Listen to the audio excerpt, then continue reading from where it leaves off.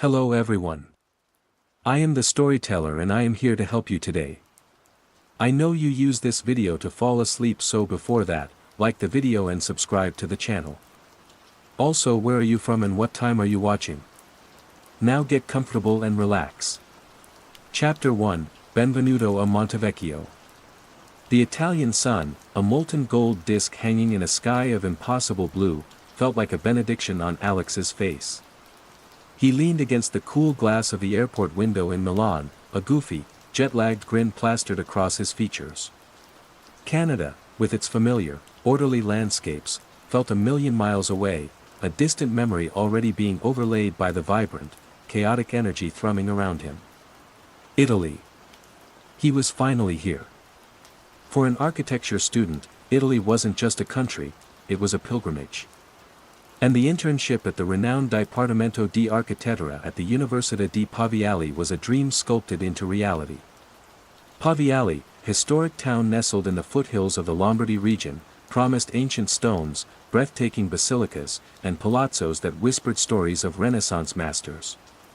Alex had spent months poring over maps and photographs, his sketchbook already half filled with anticipatory renderings of piazzas and porticos. His luggage, a single large duffel and a backpack crammed with books and drawing supplies, felt wonderfully light.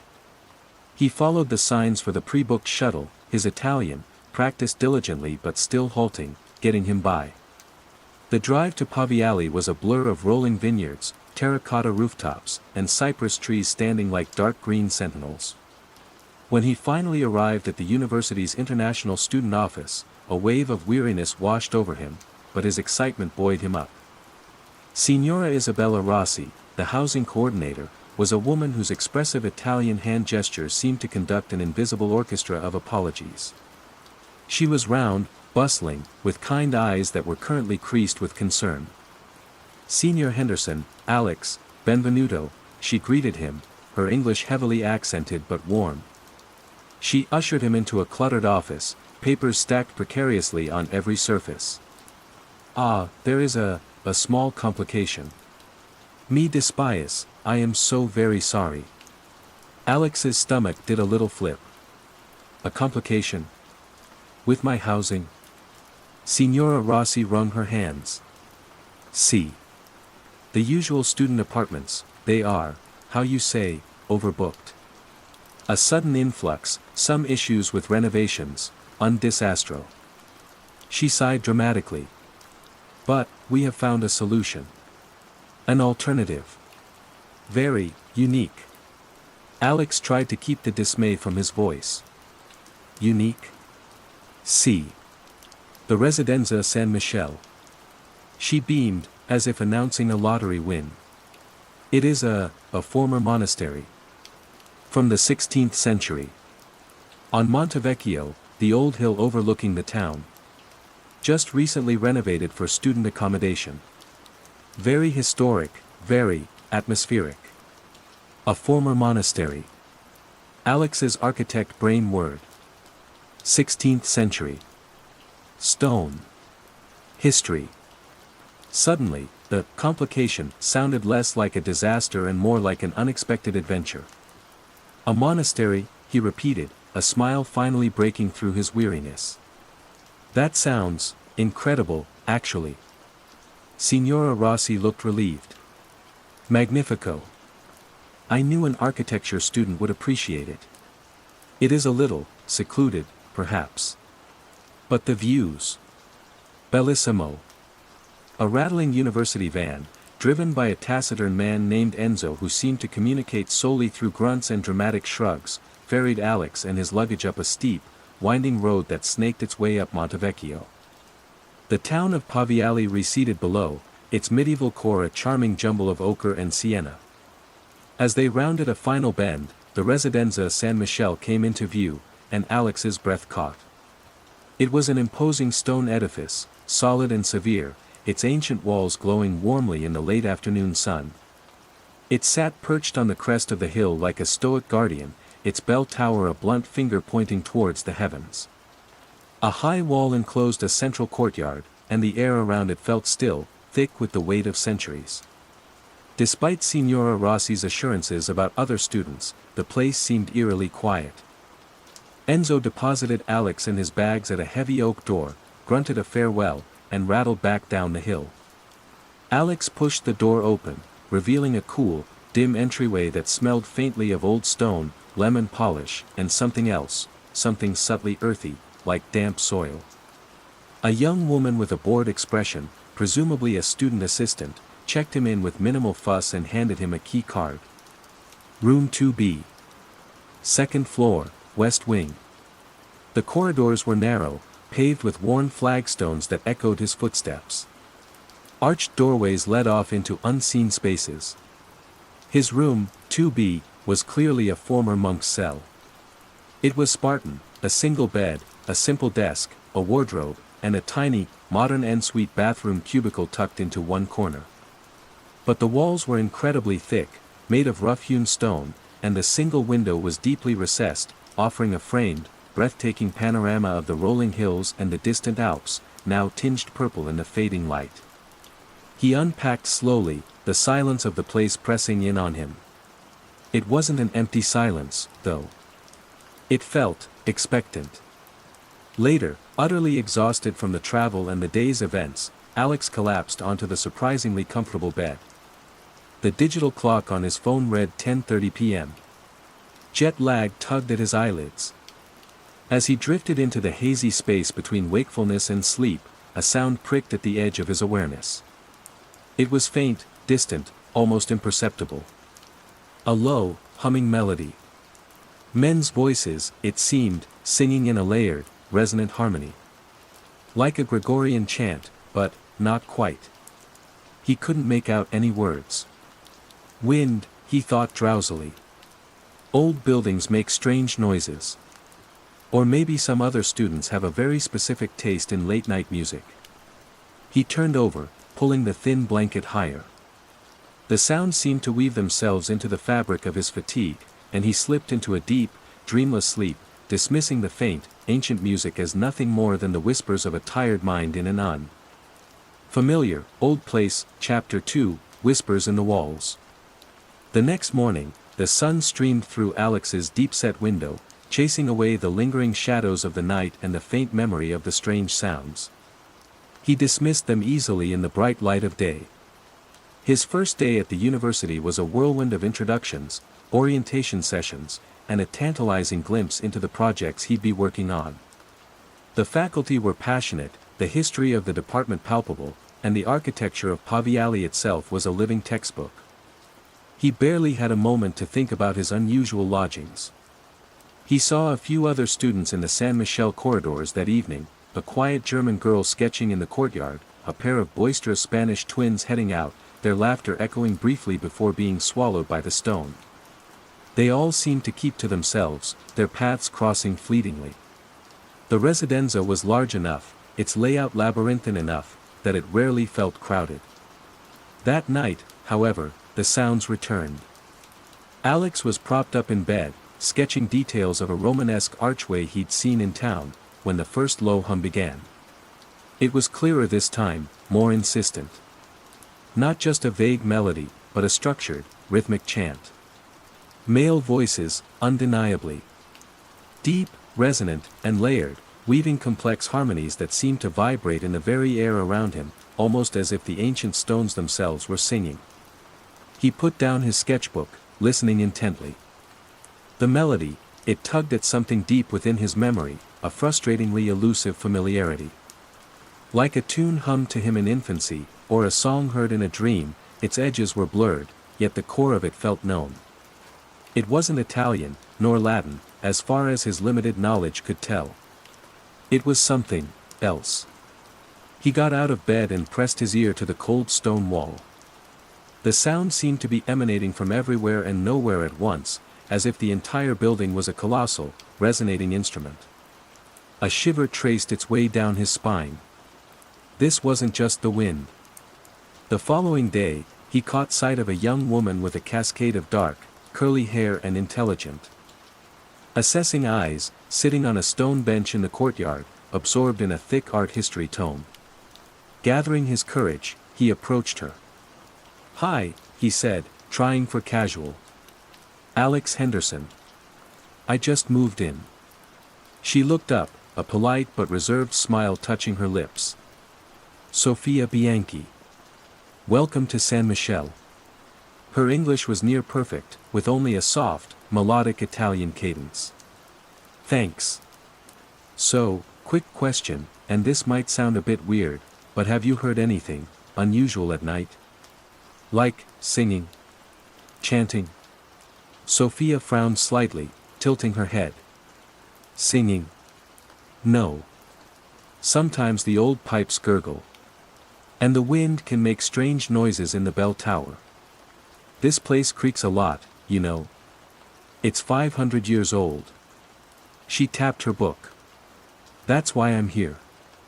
Studying its original frescoes, or what's left of them. Right, yeah, the creaks I get, Alex said, a little deflated. This was different. More like actual voices. Sophia shrugged, a hint of amusement in her eyes. Maybe some of the music students are practicing. Or someone has very traditional tastes. I tend to sleep with earplugs, myself. The silence up here can be almost too loud, if you know what I mean. He thanked her and retreated, feeling a little foolish. Earplugs. Maybe that was the answer. But the sounds persisted, night after night. They became a strange, unsettling counterpoint to his days. Sometimes, woven beneath the intricate, wordless chants, he began to hear something else, faint whispers.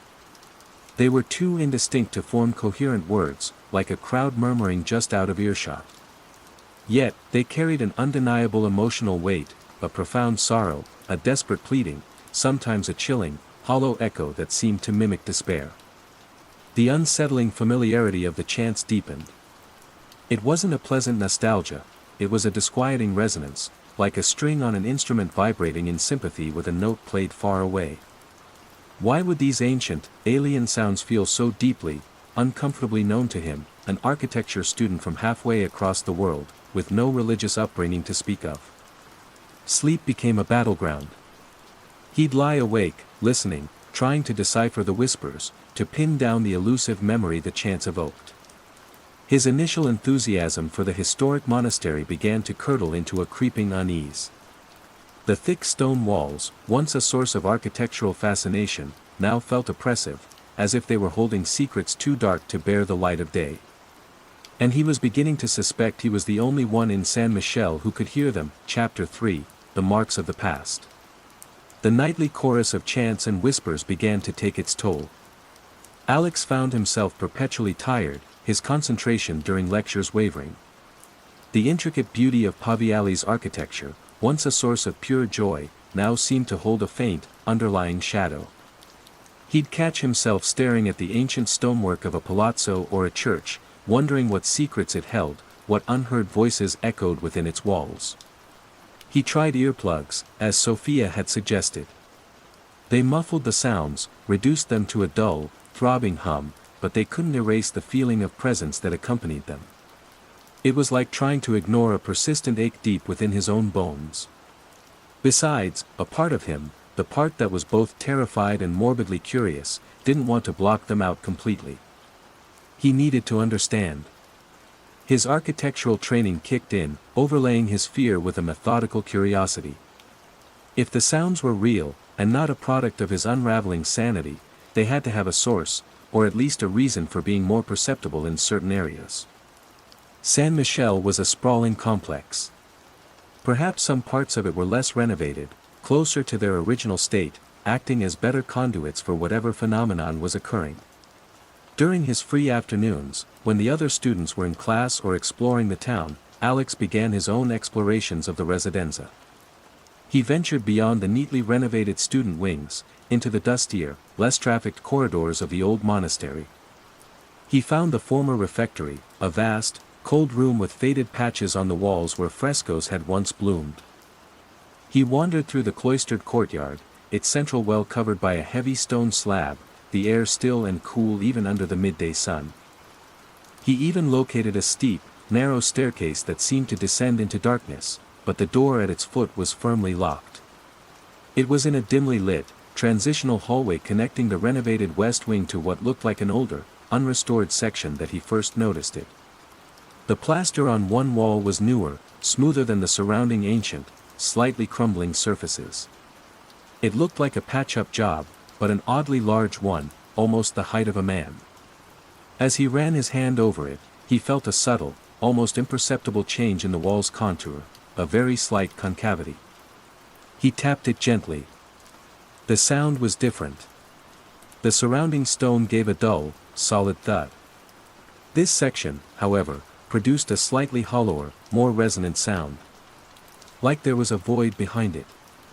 Intrigued, he paced the length of the hallway, his eyes scanning for similar anomalies. He found another, further down, almost hidden behind a modern fire extinguisher. This one was smaller, at about chest height. He examined it closely. A thin crack spiderwebbed across the new plaster, and near the edge, a small piece had flaked away, revealing a sliver of the older, darker stone beneath. His heart quickened. This wasn't just a repair. This was a deliberate covering up. Later that week, armed with a small, sturdy palette knife he'd borrowed from his architectural modeling kit, he returned to the second niche. Glancing nervously up and down the empty corridor, he carefully inserted the thin blade into the crack.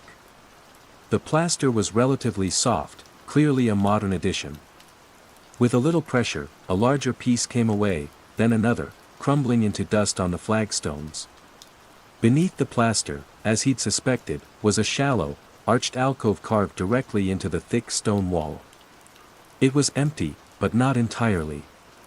Etched into the back of the niche, deep and deliberate, were symbols. They were unlike anything he'd seen before, not religious icons, not letters from any alphabet he recognized. They were a complex intermingling of geometric shapes, sharp angles, and flowing, almost organic lines. They felt ancient, purposeful, and deeply, unsettlingly alien.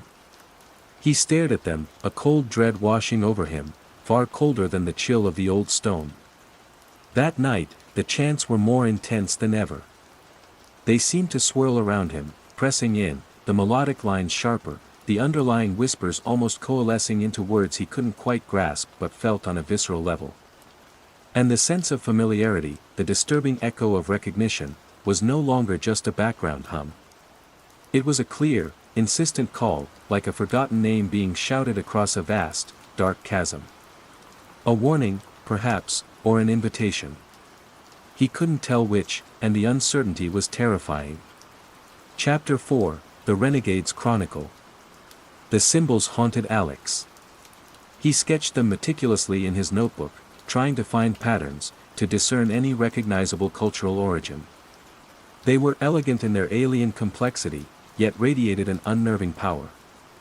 He spent hours in the university library, poring over books on religious iconography, medieval symbology, even obscure northern Italian folklore. Nothing matched. His academic focus was shot. His professors noted his distraction, his usually sharp insights blunted by an obvious preoccupation. Even Sophia, when he ran into her in the courtyard, gave him a concerned look. "Alex, are you okay? You look like you haven't slept in days." "I'm fine," he lied, forcing a weak smile. "Just, a lot on my mind. Project deadlines, you know." He knew he couldn't keep this to himself. The discovery of the niches and the symbols felt too significant, too deeply connected to the unsettling experiences he was having. He considered approaching Professor Valeriano, his charismatic but rather intimidating architectural history lecturer, but hesitated. How could he explain his conviction that these symbols were tied to ghostly chants without sounding completely unhinged? He decided to start with Signora Rossi. She had mentioned the renovation. Perhaps she knew something, or could point him to someone who did. He found her in her usual state of organized chaos, buried under a mountain of paperwork. When Alex hesitantly described finding the plastered-over niches and the strange symbols, her cheerful demeanor faltered. A flicker of something, unease, recognition, crossed her face before she quickly masked it. Ah, see, the niches, she said, a little too brightly.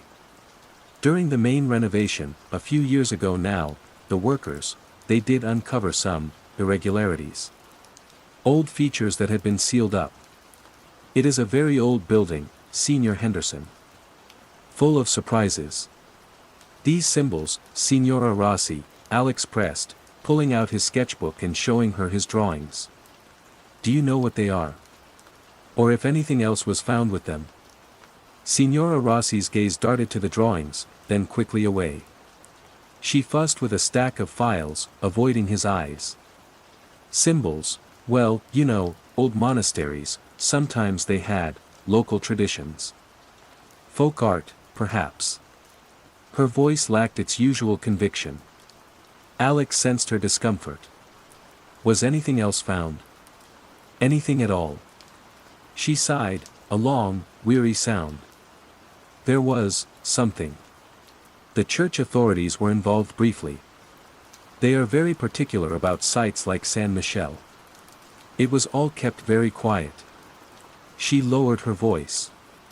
During the clearing of what they thought was just an old storage space, but was perhaps something more, they found a sealed metal box. Inside, a book. A diary, very old, very fragile. Alex's pulse leaped. A diary? From when?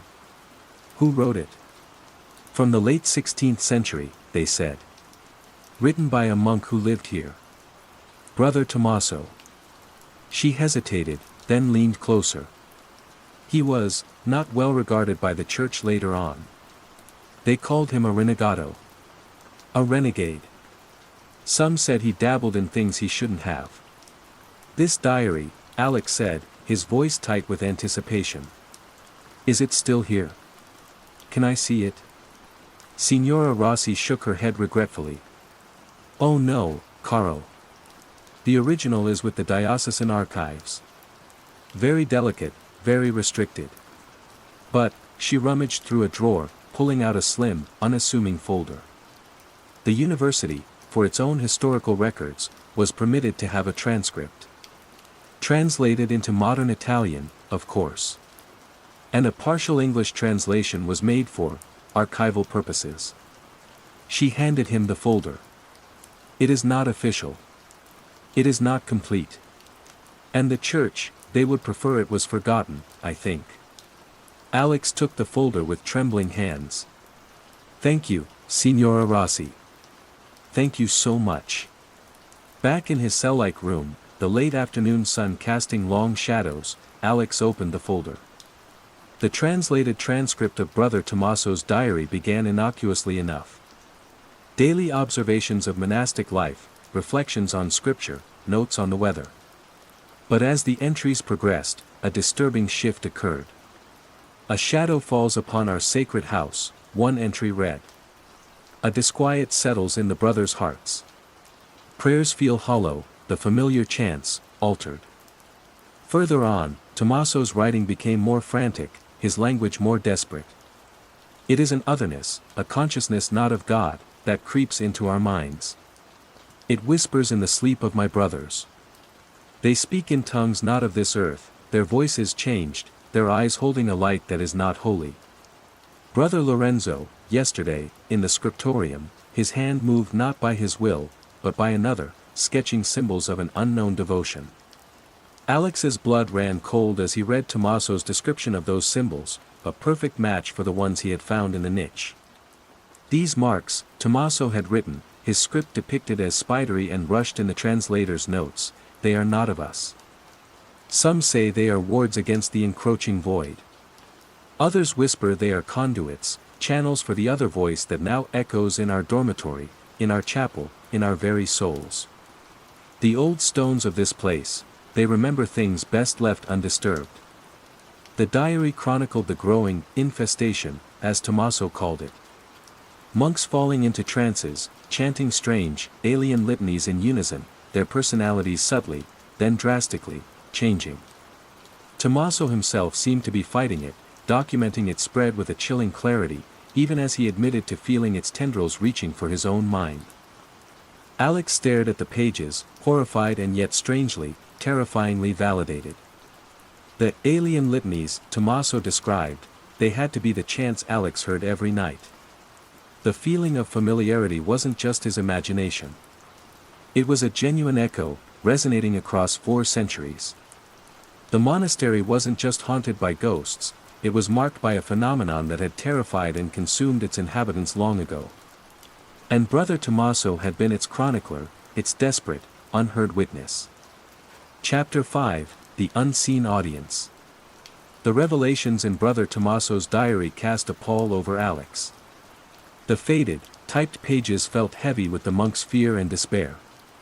He reread the entries multiple times, each pass solidifying the chilling connection between the 16th century account and his own nightly experiences.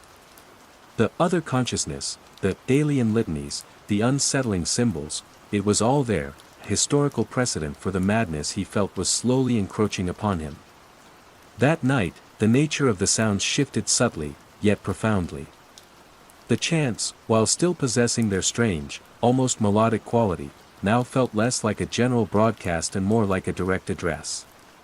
It was as if an unseen audience, previously murmuring amongst themselves, had suddenly turned its collective attention towards him. And the whispers, they were closer, more distinct.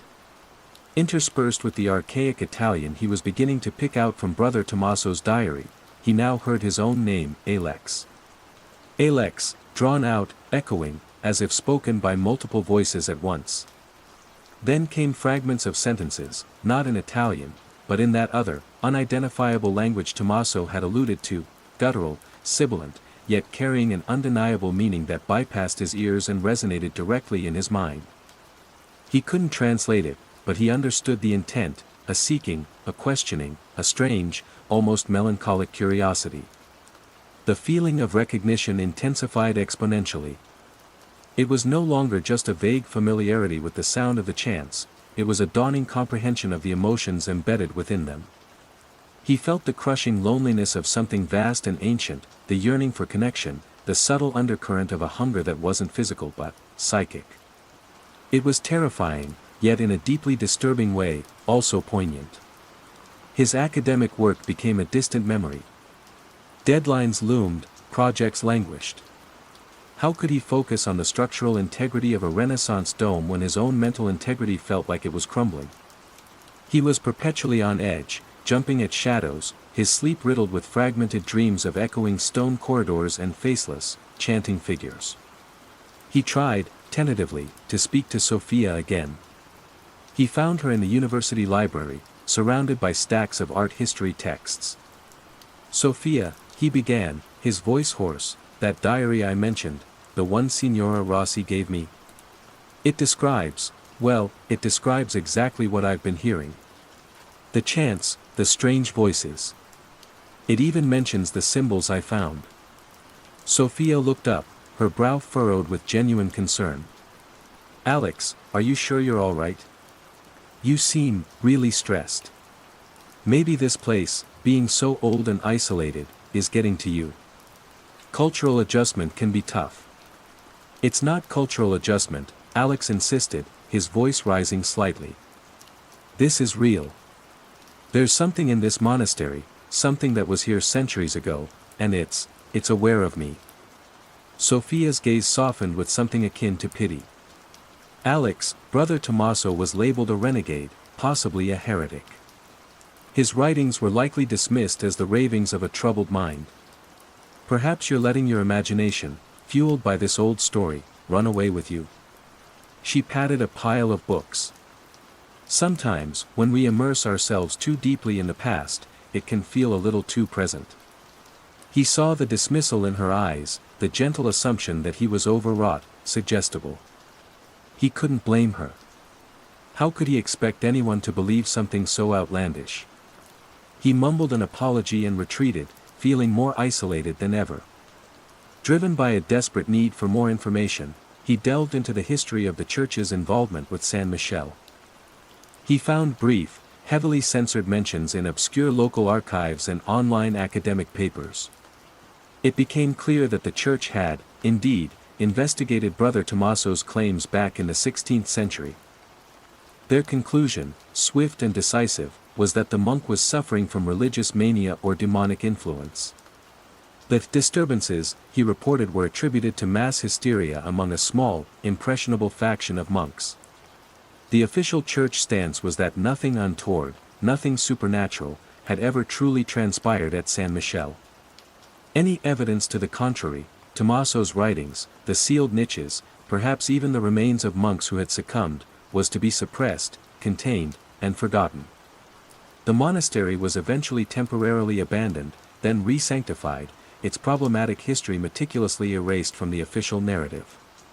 The church hadn't just dismissed Tommaso, they had actively silenced the truth. And now, for centuries later, that truth was whispering Alex's name in the dead of night. The other consciousness hadn't gone away.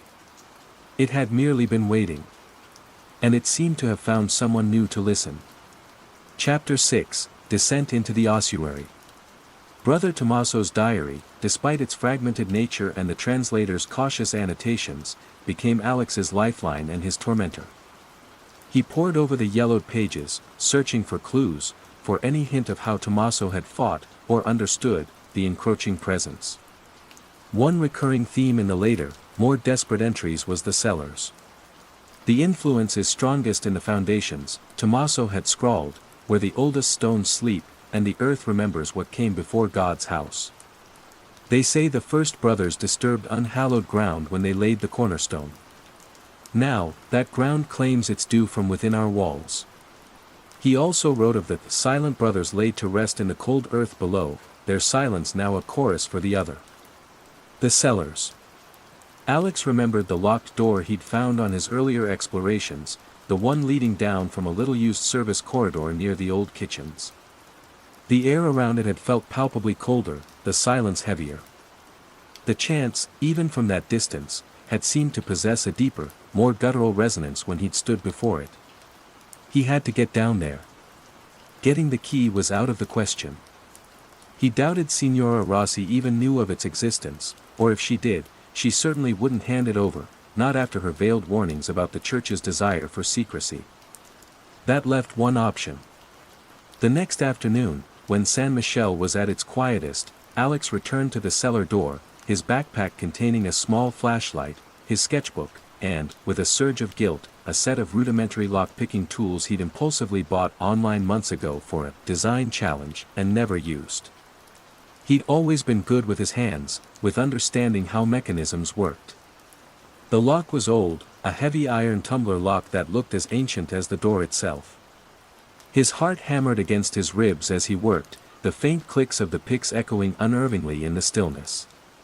He expected to be caught at any moment, for a stern-faced university official or even a spectral monk to appear. But after several tense minutes, a satisfying thunk resonated through the wood. The lock had yielded. He pushed the heavy door inward. It groaned in protest, releasing a gust of air that was shockingly cold and carried a thick, earthy smell, like freshly turned soil, damp stone, and something else, a faint, cloying sweetness that made the hairs on the back of his neck prickle. He switched on his flashlight, its beam cutting a swathe through the oppressive darkness. A narrow flight of stone steps, slick with damp, descended steeply into blackness. The silence here was different from the silence upstairs. It was a profound, ancient stillness, but beneath it, he could already feel the thrumming undercurrent of the chants, more powerful here, almost a physical vibration in the air. Taking a deep breath, he started down. The steps were uneven, treacherous. The walls were bare stone, weeping moisture. The temperature dropped with every step. At the bottom, the flashlight beam revealed a low-arched tunnel leading off into the gloom. It was a labyrinth. He moved cautiously, the beam dancing ahead, illuminating rough-hewn walls. Branching passages, and alcoves carved into the stone. Some were empty, others contained piles of rubble, forgotten tools from some long-ago era. The air grew heavier, the earthy smell more pronounced. And the chanting, it was no longer just in his head or a faint echo in the walls. Here, it was a palpable presence. It seemed to emanate from the very stones, from the damp earth beneath his feet. It swirled around him, a cacophony of voices, deep baritones, keening tenors, and those strange, sibilant whispers that spoke directly to his mind. He saw more symbols. Carved into lintels, scratched onto loose stones, some faint and weathered, others starkly clear, as if freshly made. And niches, many more niches, most of them crudely sealed with crumbling mortar and ill-fitting stones. Some of the seals were broken, revealing dark, empty hollows within. Then he saw it. A larger chamber, almost a cavern, where the tunnel opened up. The beam of his flashlight fell upon disturbed earth. Not just disturbed, it was clear that this area had once been systematically excavated and then partially, haphazardly, refilled. Small fragments of bone, bleached white, lay scattered on the surface. This had to be the ossuary Tommaso had written of, the place where the silent brothers were laid to rest. The sense of recognition here was overwhelming, a suffocating wave. It wasn't just familiarity anymore, it was a physical pressure against his skull, a dizzying influx of alien sensations. The chants reached a deafening crescendo, the whispers coalescing into a singular, insistent summons. He felt as if he was standing on the precipice of something immense and terrifyingly familiar. The very foundations of San Michele seemed to pulse with a life that was not its own, and it was calling to him. Chapter 7, The Chorus Within, the plot twist revealed. Alex stood frozen in the oppressive gloom of the ossuary, the beam of his flashlight trembling in his hand. The air was thick, not just with the smell of damp earth and decay, but with an almost tangible energy.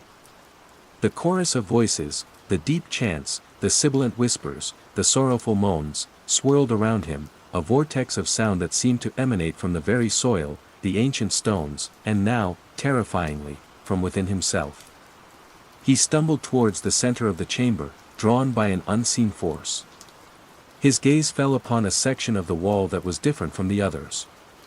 It wasn't a crudely sealed niche, but a larger, more deliberately constructed alcove, almost like a shallow tomb, sealed not with loose stones but with a single, massive slab of dark, unadorned rock. Faint, almost invisible symbols, different from the others he'd seen, were etched around its edges. It radiated a coldness that bit through his clothes. As he stared at it, the cacophony in his head intensified beyond endurance. It wasn't just sound anymore, it was a torrent. Images, raw and unfiltered, flooded his mind. Flashes of the monastery in its prime, sunlight glinting on newly carved stone, monks in dark habits moving through these same corridors, their faces serene. Then, a creeping shadow. The same monks, their eyes hollow, their lips moving in silent, alien prayers. Brother Lorenzo in the scriptorium, his hand guided by an unseen force, scratching the disturbing symbols onto parchment. He saw Brother Tommaso, younger, his face etched with a dawning horror, watching his brothers succumb. Tommaso, older, desperate, scribbling furiously in his diary by candlelight, the very symbols Alex had found now appearing in his panicked script as he tried to understand, to fight, to warn. And then, something else. Sensations that were not his own. The rough wool of a habit against skin. The cold dampness of these very cellars seeping into bone. The taste of bitter herbs meant to ward off evil. The overwhelming, crushing weight of an alien intellect pressing in, seeking, merging. The recognition he'd been experiencing wasn't just empathy or imagination. It was memory. The twist solidified in his mind with the force of a physical blow. He wasn't just hearing echoes from the past. He was an echo. The chants weren't alien to him because they were part of him. Not just a part he was newly discovering, but a part that had lain dormant, a seed planted generations ago, now finding fertile ground in this place, this resonant chamber of history and psychic energy. He wasn't merely a susceptible outsider. He was connected. Deeply, intrinsically. Perhaps he was a reincarnation of one of the afflicted monks, his soul carrying the imprint of that other consciousness. Or, more chillingly, a distant descendant, carrying a genetic or spiritual susceptibility, a key that fit this ancient lock. Maybe Brother Tommaso, in his desperate struggle, hadn't just chronicled the infestation. Perhaps, in trying to understand it, to find a way to contain or even communicate with it, he had inadvertently become a bridge, a conduit. And Alex, unknowingly, was the next link in that perilous chain. The other consciousness wasn't just in the walls of San Michel.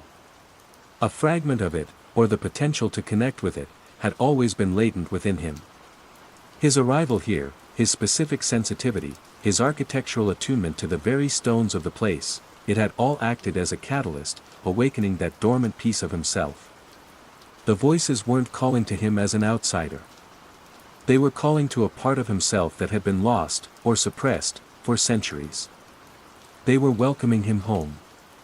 He sank to his knees, the flashlight clattering to the ground, its beam casting wild, dancing shadows. The influx of memory, of sensation, was overwhelming. He felt a profound sorrow that wasn't his, a vast loneliness that stretched across ages, and a strange, terrifying sense of belonging. The other consciousness, it wasn't necessarily malevolent, he understood with a sudden, chilling clarity. It was simply, alien. Different. Seeking connection, perhaps even completion, in a universe that felt vast and empty. And in him, it had found a compatible mind, a resonant soul.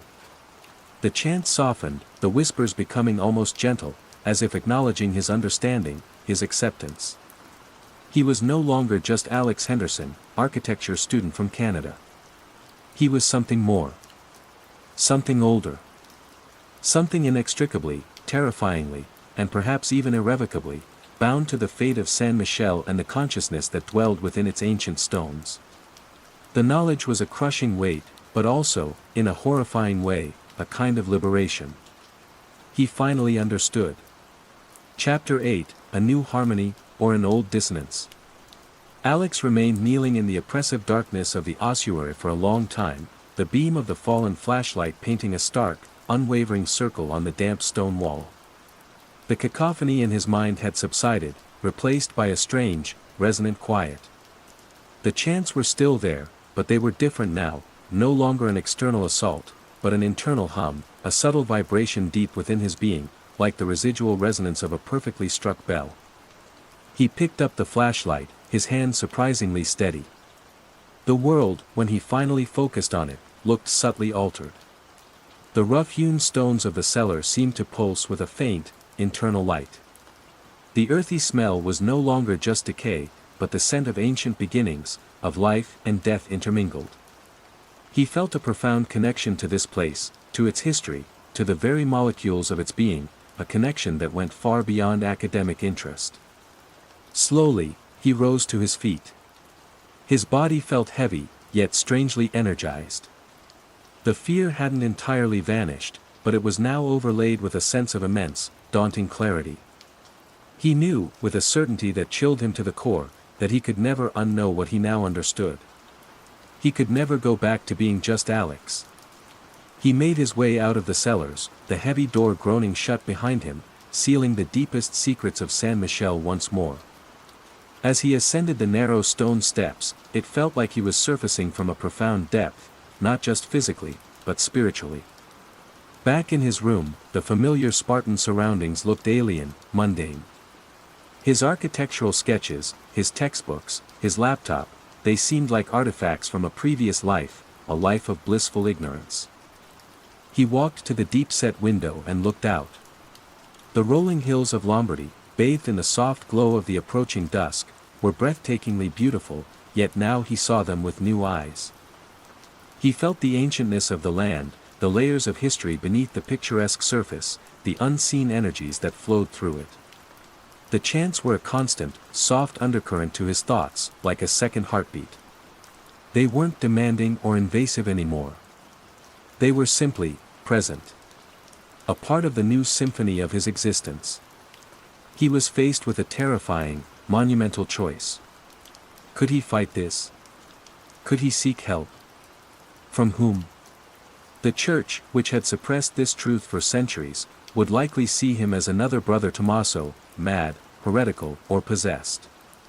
They would try to silence him, perhaps even cure him, stripping away this newfound, terrifying awareness. The thought of such a violation, of losing this profound, albeit unsettling, connection, now felt unbearable. Could he accept it? Could he learn to live with this other consciousness coexisting within him? What did it truly want? Was it benign, simply seeking understanding and a voice? Or was its alien nature ultimately predatory, destined to consume his individuality, leaving him an empty vessel like the monks Tommaso had described? Could he learn to control it, to navigate this shared existence, or was he merely a temporary host? Was he the heir to Brother Tommaso's lonely struggle, destined to document and resist? Or was he, perhaps, the inheritor of the fate of the infested monks, destined to become a bridge, a new kind of being, a synthesis of human and something other? The answers eluded him, lost in the ancient hum that now resonated within his soul. He sat at his simple desk. His architectural tools lay scattered, forgotten. He picked up a piece of charcoal, his fingers closing around it with a natural, unthinking familiarity. His gaze fell upon a blank page in his sketchbook. Guided by an instinct that felt both deeply his own and yet utterly alien, he began to draw. Not buildings, not landscapes.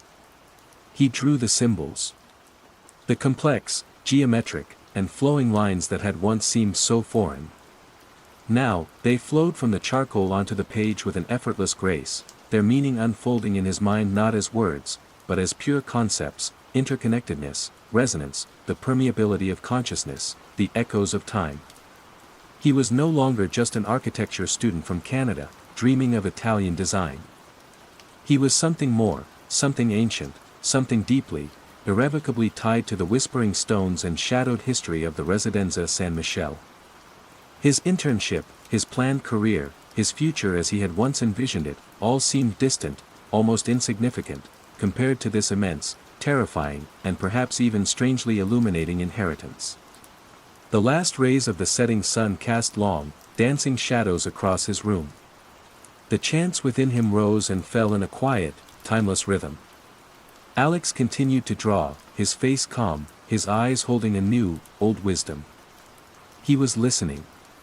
And for the first time, he was truly beginning to understand the language of the stones, and the chorus that sang within his own soul. The story of San Michele wasn't over. In him, it was just beginning a new, uncertain chapter, chapter 9, the unspoken language. Days bled into weeks. Alex moved through the motions of his internship, a phantom self attending lectures, sketching designs, and offering critiques.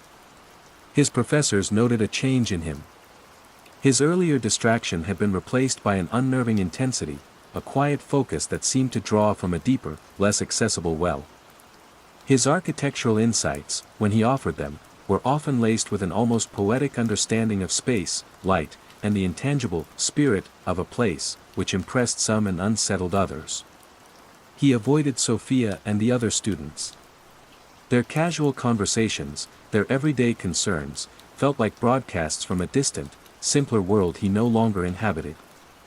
He knew they noticed his withdrawal, saw the shadows under his eyes, the way he sometimes paused, listening to something they couldn't hear. He caught their curious, sometimes worried glances, but he had no words to explain the transformation occurring within him. The chants were his constant companions.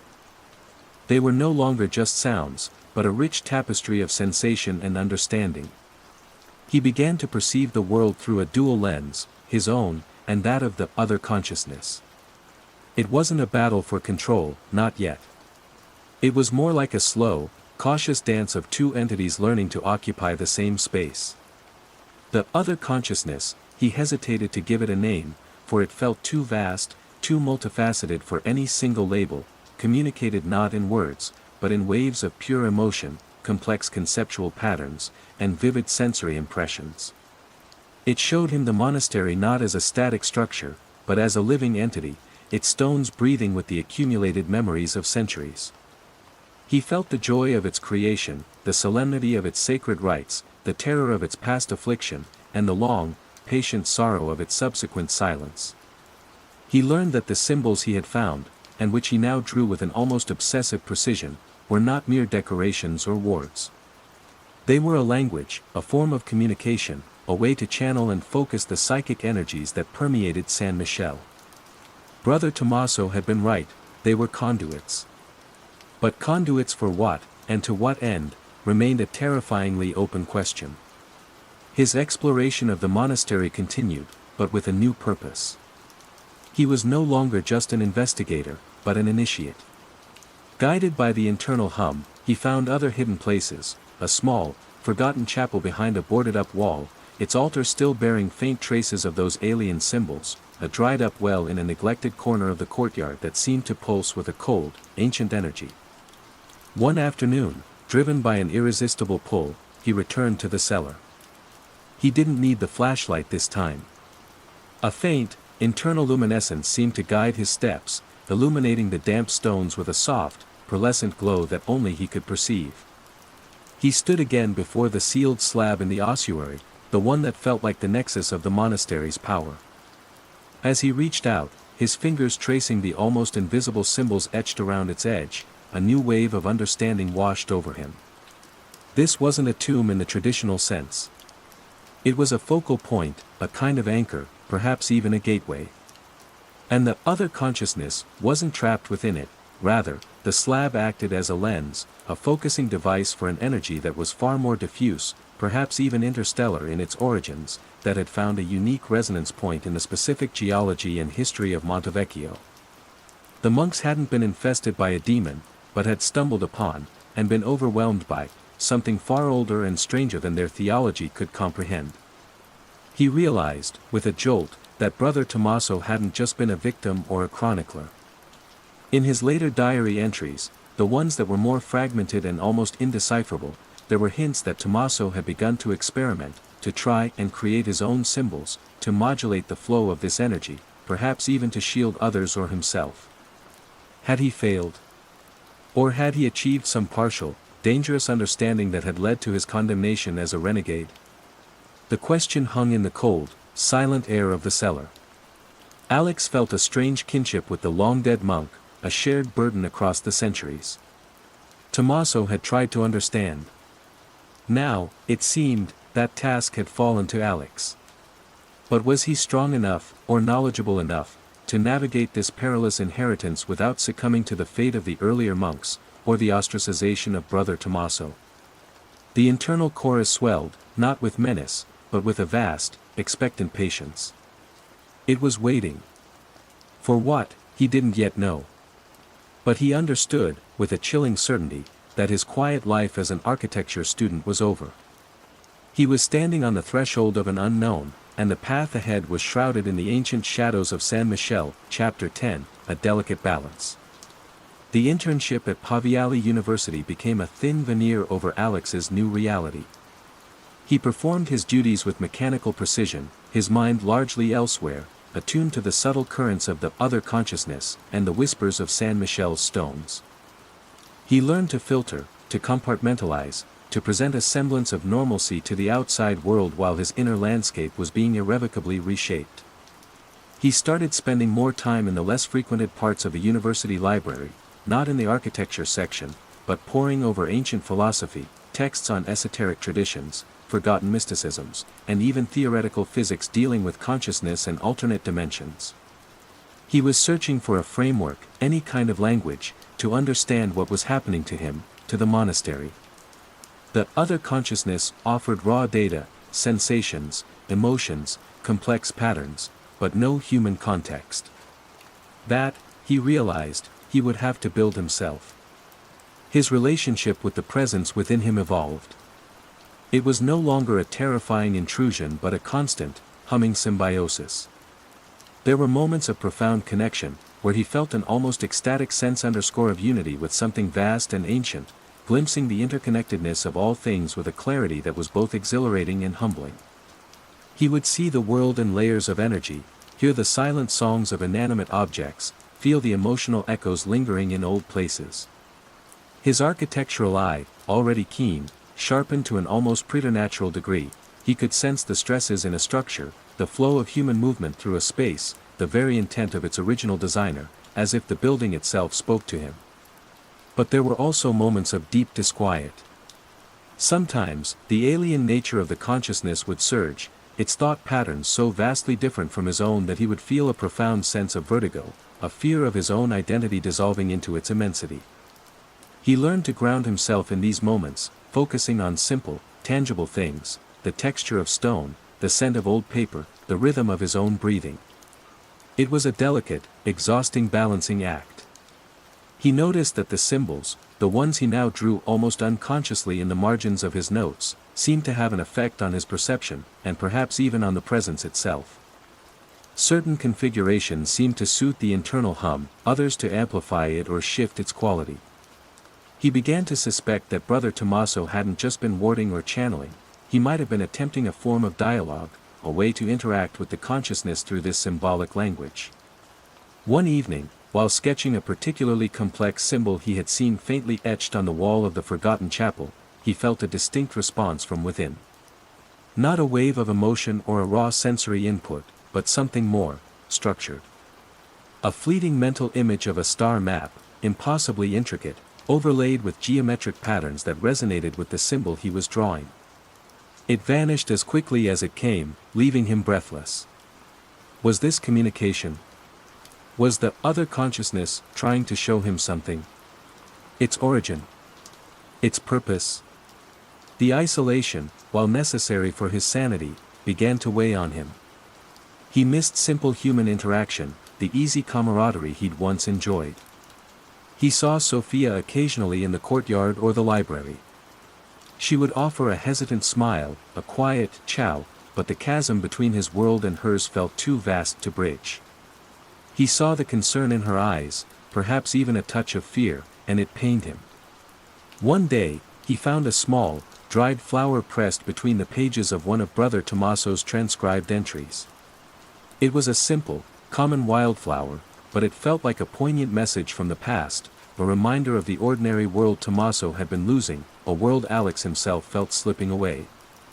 He began to realize that this wasn't just about understanding the other consciousness, or the secrets of San Michele.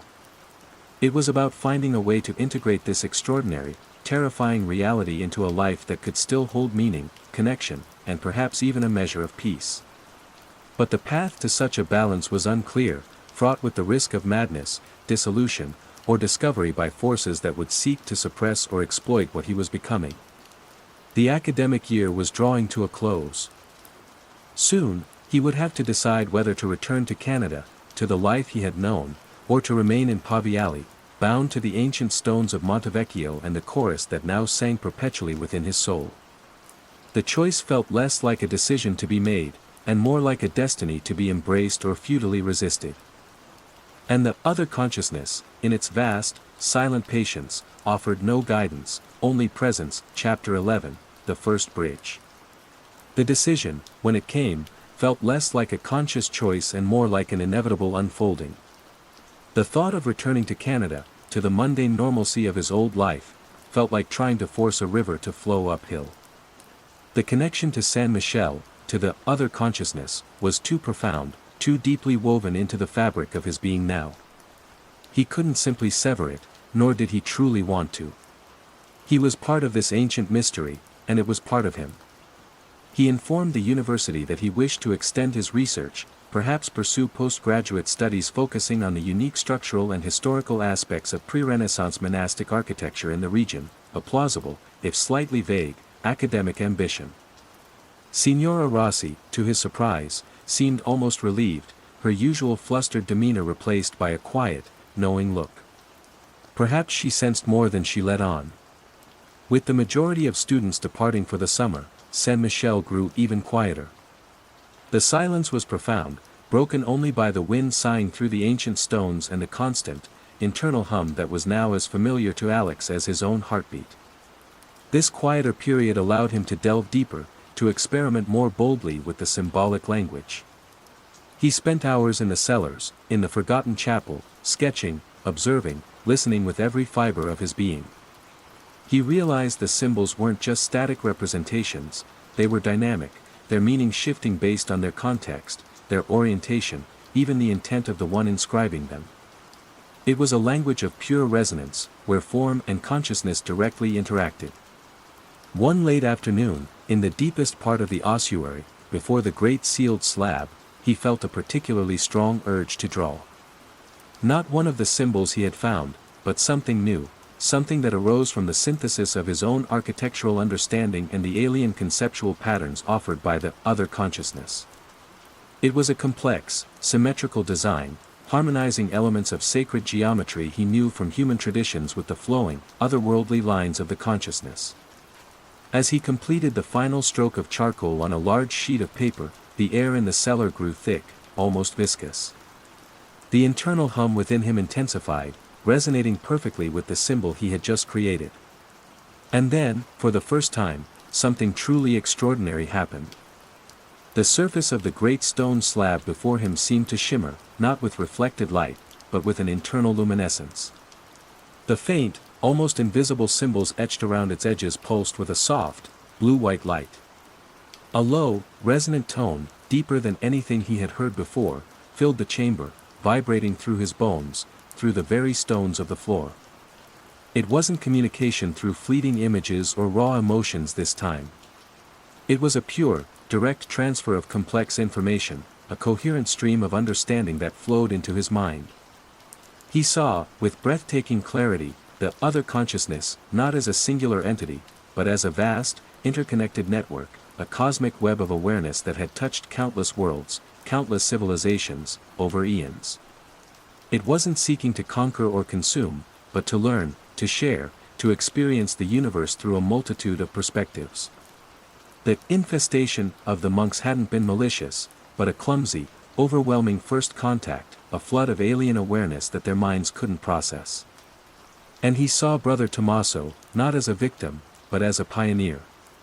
Tommaso, in his fear and desperation, had stumbled upon the rudiments of this symbolic language, had unknowingly begun to build the first, fragile bridge between human consciousness and this vast, alien intellect. His renegade status stemmed from the fact that he had begun to understand, to communicate, where others had only seen madness or demonic influence. Alex realized what he had just done. He had taken Tommaso's broken bridge and extended it. The symbol he had drawn was a key, a specific resonance point that facilitated a clearer, more controlled flow of information. The light from the slab faded, the deep tone subsided, leaving him trembling, not with fear, but with a profound, awestruck reverence. He had opened a door. Or rather, he had learned to knock in a way that could be understood. The other consciousness felt different now, less an overwhelming presence and more a distinct, albeit immense, partner in a silent dialogue. He felt a sense of acknowledgement. Perhaps even a flicker of something akin to gratitude, if such a human emotion could be applied to something so vast. He knew this was just the beginning. He had taken the first step onto a bridge that spanned not just centuries, but perhaps galaxies. The responsibility was terrifying. The potential, breathtaking. He was no longer just a vessel or an inheritor. He was becoming a translator, an intermediary between two vastly different forms of existence. As he left the cellar, the setting sun cast his long shadow before him. The path ahead was still uncertain, but for the first time, he felt a sense of purpose, a direction in this strange new life. He was Alex Henderson, student of architecture, and now, apprentice to the cosmos, standing sentinel in an ancient monastery on a hill in northern Italy, a fragile, human bridge to the stars. Chapter 12, Echoes and Ripples. The summer months at San Michele unfolded in a rhythm of quiet discovery. Alex divided his time between the tangible world of architectural research, meticulously documenting the monastery's structure, its historical additions, its points of stress and hidden strengths, and the intangible realm of his deepening connection with the other consciousness. The two, he found, were not separate, but reflections of each other. The stones spoke to him, and through him, the other consciousness learned the language of human form and intention. His symbolic conversations in the ossuary became more frequent, more nuanced. He learned to ask questions by forming specific symbolic configurations, and the responses came as complex data streams, intricate visual metaphors, or profound empathetic understandings. He learned about the cyclical nature of the consciousness as visits to this sector of space, its long, slow observations of developing life, its non-interventionist prime directive that had been so catastrophically breached with the monks due to an unforeseen energetic alignment. He discovered that the monastery's location on Monte Vecchio was no accident. The hill itself was a unique geological formation, a confluence of specific telluric currents and mineral deposits that created a natural resonance point, a thin place where the veil between dimensions or realities was unusually permeable.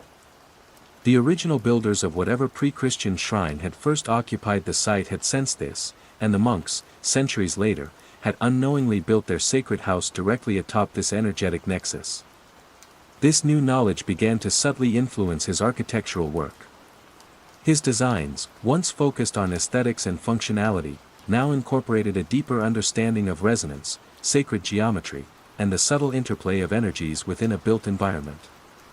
He sketched plans for hypothetical structures that could act as harmonizers, spaces designed to facilitate a gentle, balanced connection with these deeper cosmic currents, rather than the jarring, overwhelming experience the original monks had endured. Word of the dedicated Canadian student, sketching tirelessly in the old monastery, began to ripple outwards. Professor Valeriano, initially skeptical of Alex's extended stay, became intrigued by the unusual depth and originality of his developing thesis on resonant architecture and its historical precedence in monastic design. He didn't understand the true source of Alex's insights, of course, but he recognized a spark of genius, however unconventional. Sofia Bianchi also returned to Paviali for some summer research. She found Alex changed, yet again. The haunted, withdrawn look was still there, but it was tempered by a new, quiet confidence, an almost serene self-possession. They fell into a cautious, tentative friendship. He couldn't share the full truth of his experiences, it was too vast, too unbelievable, but he found he could talk to her about the monastery's energies, its unique spirit of place, in a way that resonated with her own intuitive understanding as an art historian sensitive to the subtle messages of the past.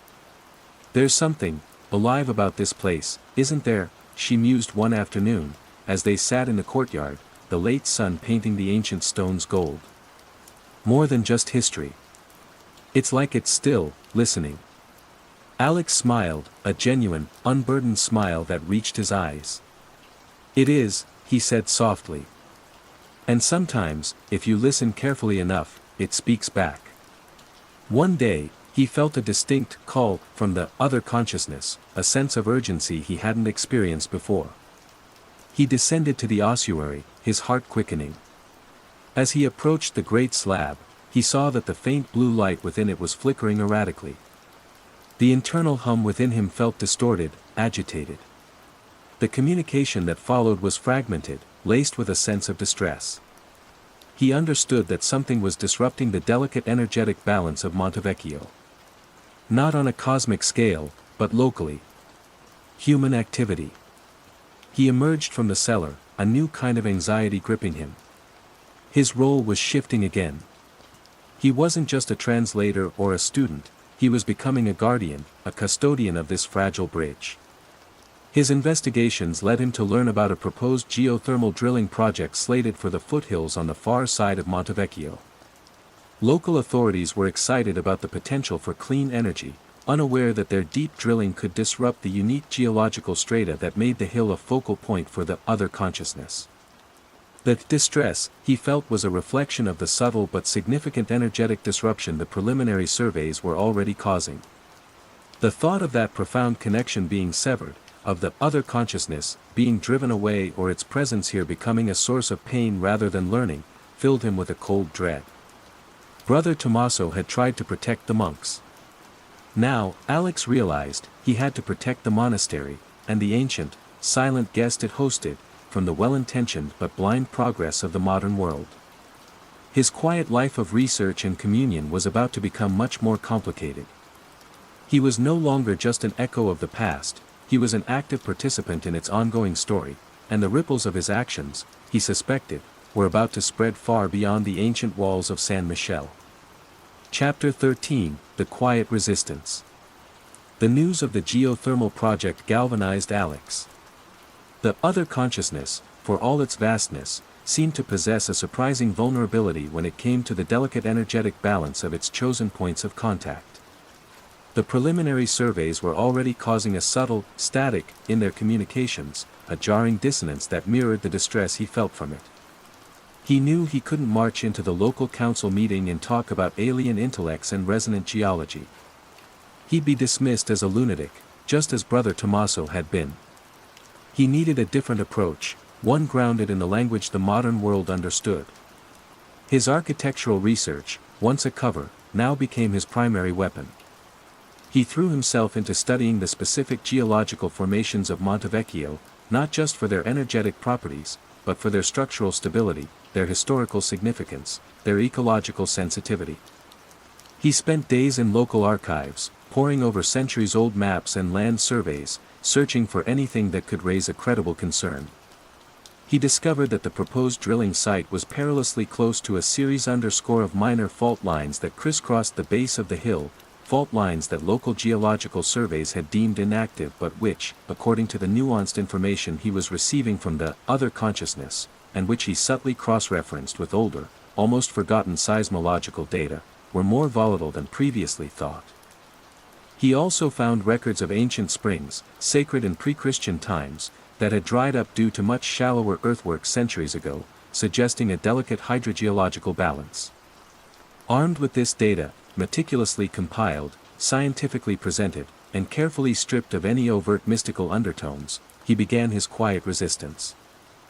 He wrote carefully worded letters to local environmental groups, historical societies, and even the university's own geology department, highlighting potential risks, seismic instability, impact on groundwater, damage to a historically significant landscape. Professor Valeriano, initially surprised by Alex's sudden shift in focus, became an unexpected ally. Intrigued by the thoroughness of Alex's research and his passionate defense of Monte Vecchio's integrity, which Valeriano attributed to a deep architectural appreciation for the monastery's setting, he used his academic standing to lend weight to Alex's concerns, opening doors to local officials and media contacts that Alex couldn't have accessed alone. Sophia, too, became involved. Her art historical research had revealed that some of the earliest surviving frescoes in minor chapels scattered around Paviali depicted Monte Vecchio with an almost mythical reverence, suggesting its significance long predated the monastery. She helped Alex craft arguments emphasizing the cultural and historical patrimony at risk.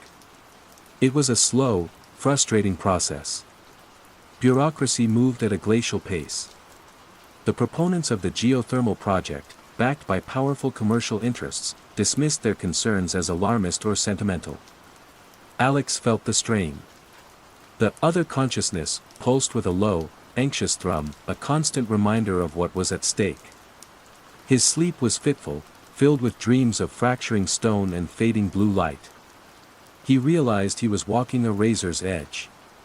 He had to present a rational, scientific front, while privately drawing on information from a source no one could comprehend. If he slipped, if he revealed too much of the true reason for his opposition, he would lose all credibility. During one particularly fraught week, when it seemed the project was about to receive final approval, Alex retreated to the ossuary. The light in the slab was dim, the connection frayed. He drew a symbol not of inquiry, but of solidarity, of shared burden. The response was faint, but palpable, a wave of what felt like profound, ancient weariness, but also a flicker of trust. It trusted him, this human anomaly, to navigate the complexities of his own world on its behalf. The weight of that trust was immense. He was no longer just protecting a place or a presence, he was defending a fragile interspecies, interdimensional relationship, a dialogue that had only just begun. The fate of this ancient, silent observer, at least in this small corner of the universe, rested on his young shoulders. The architecture student from Canada had become an unlikely guardian of something far older and stranger than any cathedral he might ever design. And the battle for Monte Vecchio, he knew, was far from over. Chapter 14, Whispers in the Town. Alex's quiet resistance, amplified by Professor Valeriano's academic weight and Sophia's passionate advocacy for cultural heritage, began to create ripples in Paviali. Small articles appeared in the local newspaper, cautiously questioning the geothermal project's potential impact. Community meetings saw a handful of concerned citizens voicing doubts, armed with the data Alex had meticulously gathered. It wasn't a tidal wave of opposition, but it was enough to slow the project's momentum, to force the developers and the council to address the concerns rather than steamrolling ahead.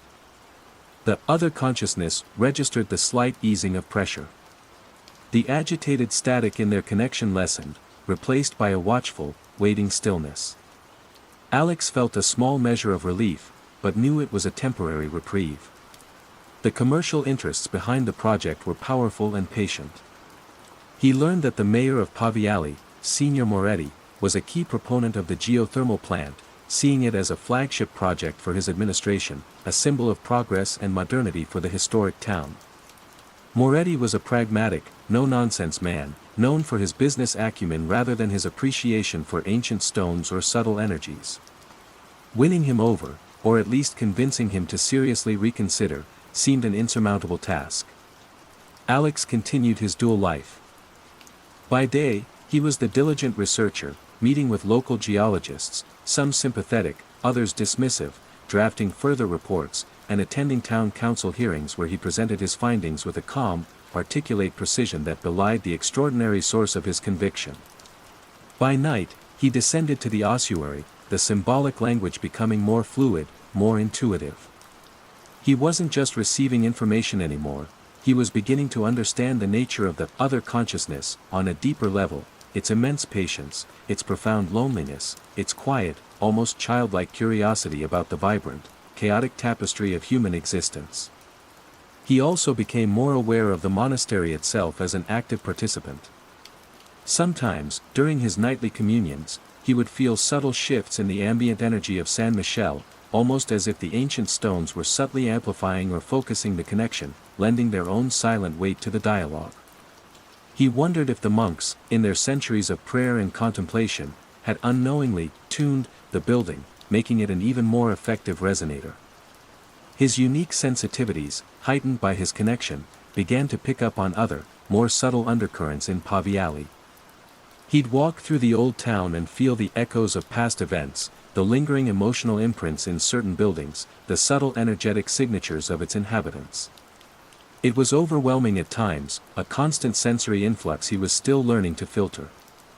One evening, while reviewing old town records in the municipal archive, a dusty, seldom visited annex of the town hall, he stumbled upon a series of faded letters from the early 20th century. They were from the then curator of a small, local museum, pleading with the town council of the time to halt quarrying operations on the lower slopes of Montevecchio. The curator argued that the vibrations were damaging fragile artifacts and, more curiously, causing unexplained disturbances and unease among the residents living closest to the hill. The quarrying had eventually stopped, not due to the curator's pleas, but because the stone quality had declined. Alex felt a thrill of recognition. Unexplained disturbances and unease. It was a faint echo of Brother Tommaso's Chronicles, a more modern, secularized account of the same underlying phenomenon. The disruption of Montevecchio's delicate balance had tangible, albeit misunderstood, effects on the human population nearby. He realized that his fight wasn't just about protecting an alien consciousness or an ancient monastery. It was also about protecting the subtle, often unacknowledged, well-being of the town itself, a town unknowingly intertwined with the energies of the hill that loomed above it. He needed to find a way to make Mayor Moretti understand this, not through scientific data that could be disputed, or historical arguments that could be dismissed as sentimental, but through something more direct, something that might resonate with the pragmatic politician. The other consciousness offered no direct solutions for human politics. It could only provide the raw data of its own experience, its own sensitivity. The strategy, Alex knew, had to be his. He was the bridge, and a bridge had to function in both directions. He had to translate the whispers of the cosmos into a language the town of Paviali, and its mayor, could finally hear. Chapter 15, an unlikely audience. Alex knew a direct confrontation with Mayor Moretti armed with obscure historical accounts or subtle energetic theories would be futile. He needed a different approach, something that could bypass the mayor's pragmatic defenses. He thought about the unexplained disturbances and unease mentioned in the early 20th century letters. While the other consciousness didn't directly influence human emotions in a manipulative way, its own state of distress, caused by the energetic disruptions, could create a kind of subtle, pervasive psychic static that sensitive individuals might pick up on as anxiety, irritability, or a general sense of things being off. He decided to focus on something more tangible, yet equally difficult to dismiss. Public sentiment, carefully nurtured. With Sophia's help, they began to subtly weave a narrative. Sophia, with her connections in the local art and history scene, organized a small, well-publicized exhibition at a local gallery. It wasn't directly about the geothermal project, but rather celebrated Montevecchio, heart of Paviali, showcasing historical paintings, old photographs, and newly commissioned artworks that depicted the hill's enduring presence in the town's identity. Alex contributed some of his own remarkably evocative architectural sketches of San Michele, capturing its ancient spirit without overtly hinting at its deeper secrets. The exhibition drew a surprising number of visitors, stirring a quiet, nostalgic pride in the local landmark. Simultaneously, Alex, guided by Professor Valeriano, focused on amplifying the scientific concerns. They managed to get a short segment on a regional news program, where Valeriano, with his academic gravitas, calmly discussed the potential geological risks highlighted by Alex's research, framing it as a matter of due diligence and responsible development. He didn't mention alien consciousnesses, but he spoke compellingly about preserving the unique character and stability of a historically significant landscape. These efforts began to shift the public discourse. The geothermal project was no longer just a straightforward issue of progress versus sentimentality, it was becoming a more complex debate about risk, heritage, and the very identity of Paviali. More importantly, a subtle but noticeable undercurrent of unease did seem to be surfacing in the town. People grumbled about minor tremors they swore they'd felt, though official seismographs registered nothing significant, about unusual headaches, about a general sense of irritability that hadn't been there before. Alex suspected this was partly the power of suggestion, but also, perhaps, a genuine, if unconscious, reaction to the disrupted energies emanating from the hill, a subtle echo of what the monks had experienced centuries ago. The other consciousness remained a constant, anxious thrum in Alex's mind, its distress now tinged with a faint, curious observation of human social dynamics. It was learning, through him, how human communities responded to perceived threats and how information, or misinformation, could shape collective reality. The tipping point came unexpectedly. An elderly woman, Signora Anselmi, a lifelong resident of Paviali known for her sharp wit and even sharper memory, wrote a passionate letter to the local newspaper. She recounted stories her grandmother had told her about the moods of Montevecchio, how the hills seemed to breathe with the town, and how past disruptions on its slopes had always coincided with periods of unease and misfortune in Paviali.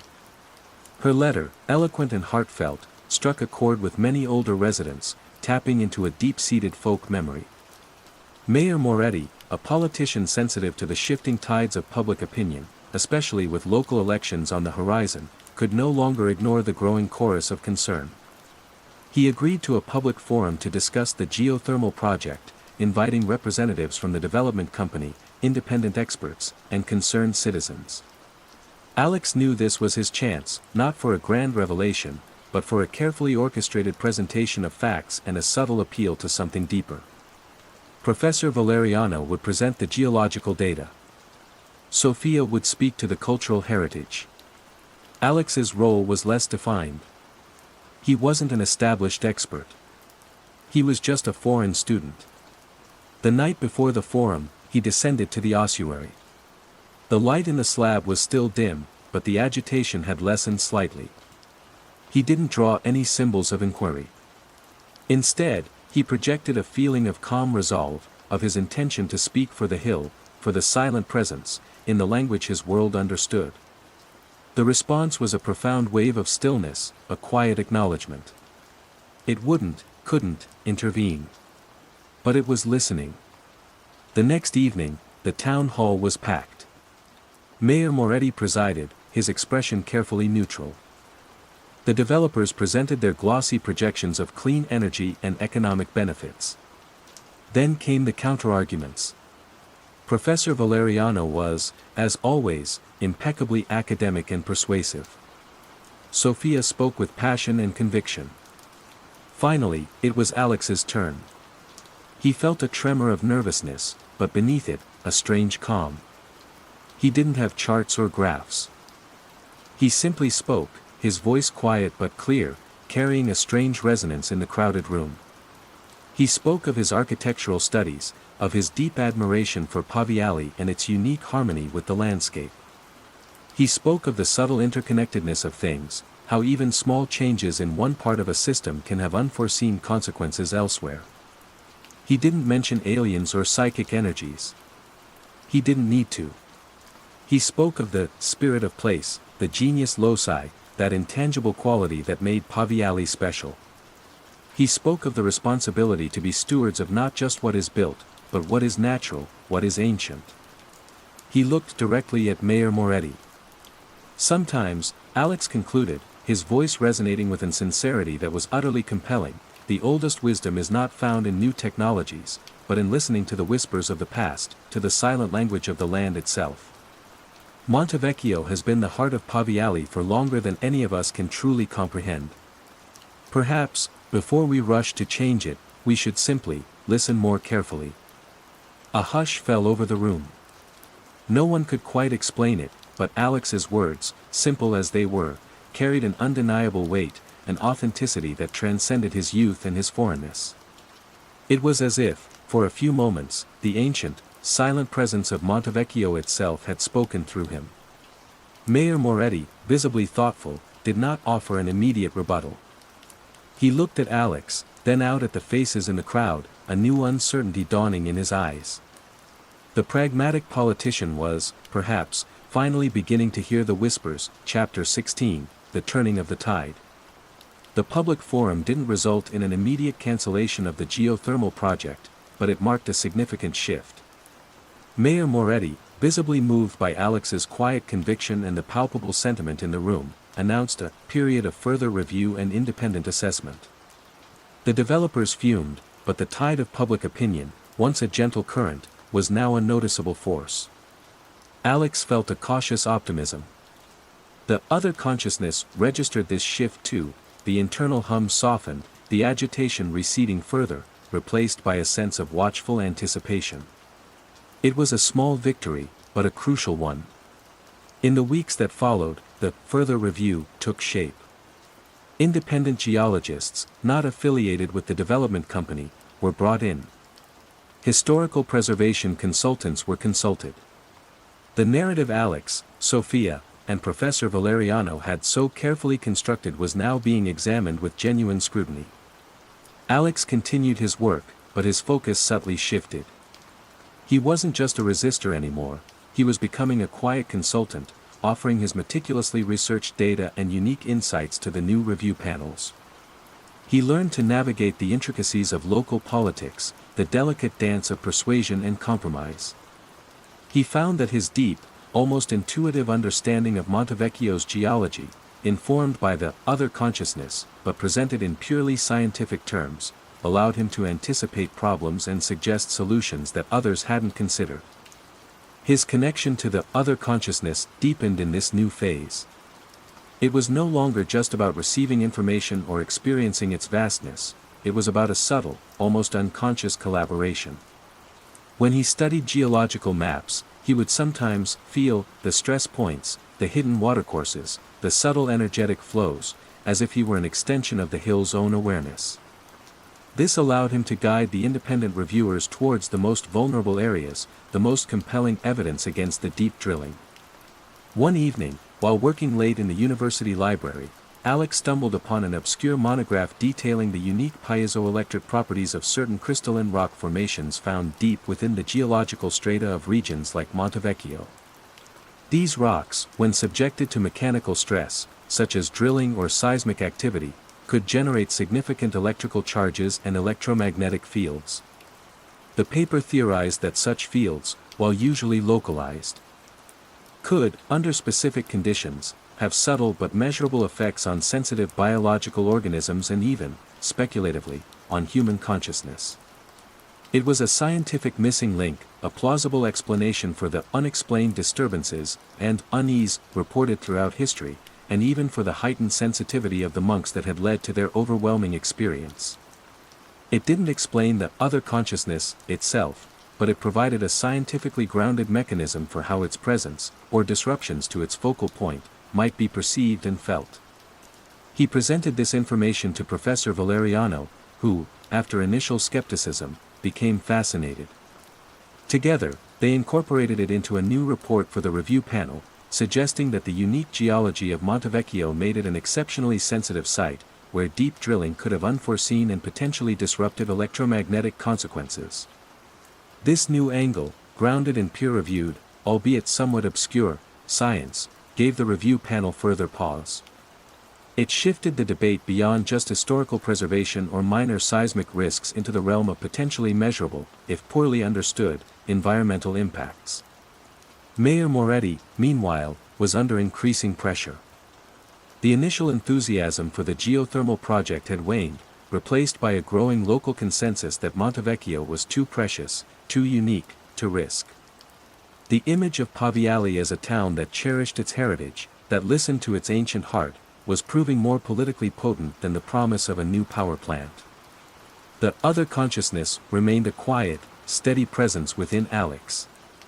The sense of urgency had faded, replaced by a calm, observant patience. It was learning, through him, the slow, often convoluted, but ultimately powerful ways in which human societies could change course, how individual voices, speaking with conviction and armed with knowledge, could alter the trajectory of even the most determined plans. Alex felt a profound sense of purpose. He was no longer just a student, or even just a bridge. He was an advocate, a guardian, not just of an alien intellect, but of a delicate, ancient harmony between a place, its history, and its people. The architecture he was now practicing wasn't about buildings of stone and steel, but about building understanding, fostering connection, and protecting the unseen foundations upon which true community rested. The final decision came on a cool autumn afternoon. Mayor Moretti, at a specially convened town council meeting, announced that, after careful consideration of all reports and public feedback, the geothermal project on Monte Vecchio would be indefinitely suspended. He cited unacceptable risks to the unique geological and historical integrity of the site. A quiet cheer went up in the council chamber. Alex, standing at the back, felt a wave of profound relief wash over him. He glanced towards the window, towards the familiar silhouette of Monte Vecchio against the clear sky. Later that night, he descended to the ossuary for the first time in weeks without a sense of pressing crisis. The blue light within the great slab was steady, calm, and brighter than he had ever seen it. The internal hum within him was a pure, clear tone, a note of perfect resonance. He didn't need to draw any symbols. The communication was immediate, a shared sense of quiet triumph, of a danger narrowly averted. And then, something new, a wave of what could only be described as profound, ancient gratitude, flowing from the other consciousness into him.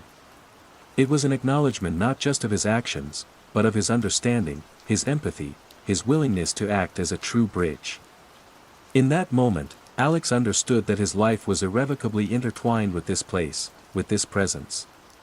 His internship was long over, his original plans for the future a distant memory. He was home. And his work, he knew, was just beginning. The whispers of Monte Vecchio had found their voice, and he was now its keeper. Chapter 17, The Keepers of the Hill. The suspension of the geothermal project brought a palpable sense of calm not only to Alex but, it seemed, to Paviali itself. The subtle undercurrent of unease that had permeated the town faded, replaced by a renewed appreciation for Monte Vecchio. The hill, once just a scenic backdrop, was now viewed with a certain reverence, a landmark saved by the collective will of its people. Alex, Professor Valeriano, and Sophia became unlikely local heroes, though Alex, true to his nature, shunned the spotlight. He was more interested in the quiet aftermath, the subtle recalibration of the town's relationship with its ancient guardian. Mayor Moretti, surprisingly, became a cautious ally. Having been forced to look deeper, he had developed a grudging respect for the complexities he hadn't initially appreciated. He even initiated a low-key Montevecchio preservation initiative, tasking Professor Valeriano and, by extension, Alex, with developing a long-term plan for the hill's sustainable management, focusing on historical research, ecological conservation, and low-impact tourism. It was a way for the town to formally acknowledge the hill's significance without ever needing to speak of alien consciousnesses or piezoelectric rocks. This new role provided Alex with the perfect cover to continue his true work. His official research into geologically sensitive historical sites allowed him regular, sanctioned access to all parts of Montevecchio, including the less trafficked areas around San Michele. His relationship with the other consciousness entered a new phase of quiet collaboration. With the immediate threat averted, their conversations in the ossuary became less about crisis management and more about deeper learning. Alex shared insights into human creativity, our perplexing emotions, our drive for meaning. In return, the other consciousness offered glimpses into the vast, intricate web of cosmic life, the slow, deliberate unfolding of universal patterns, the profound beauty of existence on scales he could barely comprehend. It was like being tutored by a star. He also became more attuned to the subtle workings of San Michele itself as a resonant structure. He realized that the monastery wasn't just a passive conduit, it was an active participant, its ancient stones, imbued with centuries of prayer and human emotion, acting as a kind of amplifier and translator, making the delicate interdimensional communication possible. He began to see the wisdom in its design, the intuitive genius of its original builders, who, without understanding the true nature of the energies, had nonetheless created a space perfectly attuned to them. One day, while meticulously mapping the cellar complex for his official research, he discovered a small, previously unnoticed chamber, hidden behind a section of wall that felt subtly different to his heightened senses. Inside, he found not symbols or bones, but a collection of carefully preserved tools, not monastic implements, but far older, cruder tools of stone and antler, alongside intricate carvings on bone depicting celestial patterns that mirrored some of the star maps the other consciousness had shown him. He realized, with a jolt, that there had been others. Long before Brother Tommaso, long before the monks, there had been other keepers of the hill, ancient shamans or seers who had sensed the unique energies of Montevecchio and had, in their own way, sought to understand and communicate with the presence there. Brother Tommaso hadn't been the first bridge, he had been one in a long, forgotten lineage. And Alex was now the latest. This discovery filled him with a profound sense of continuity, of belonging to something far older and more enduring than he had ever imagined. He wasn't alone in his strange destiny, he was part of a hidden tradition, a silent order stretching back into the mists of time. Sophia, too, found her own connection to the hill deepening. Her art historical research led her to discover subtle iconographic links between the earliest Christian art in the region and pre-Christian animistic symbols associated with sacred mountains and earth energies.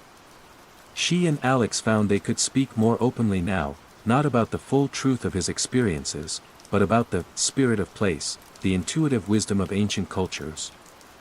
The ways in which art and architecture could reflect and interact with the subtle energies of the land.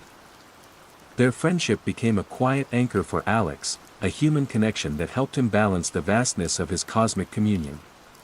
Professor Valeriano, though never privy to the deeper secrets, continued to champion the preservation of Montevecchio, his academic curiosity now tinged with a genuine affection for the hill and its young, enigmatic Canadian guardian. Alex knew that the other consciousness would not remain forever. Its nature was to observe, to learn, and then to move on in its vast, cyclical journey through the cosmos. But for now, it was here. And he, Alex Henderson, the architecture student who had come to Italy seeking old stones, had found something infinitely older, infinitely more profound. He was a keeper of the hill, a guardian of a silent dialogue, a bridge between worlds. He still sketched, but his subjects had changed. He no longer just drew buildings. He drew the flow of energy, the patterns of resonance, the intricate dance of consciousness and form. He was designing not just for human habitation, but for a deeper harmony, a more profound connection to the universe. His life's work, he now understood, was to ensure that the whispers of Montevecchio, and the ancient, silent guest it hosted, would continue to be heard, understood, and protected, long after he was gone. The legacy of the Keepers of the Hill was now his to carry forward. Chapter 18, The Language of Light and Stone. Years passed. Alex became a fixture in Paviali, the quiet Canadian who knew more about Montevecchio and its ancient monastery than anyone alive. His official role as a researcher for the Montevecchio Preservation Initiative provided him with a modest living and, more importantly, the freedom to continue his true vocation. The other consciousness remained his silent, steadfast companion.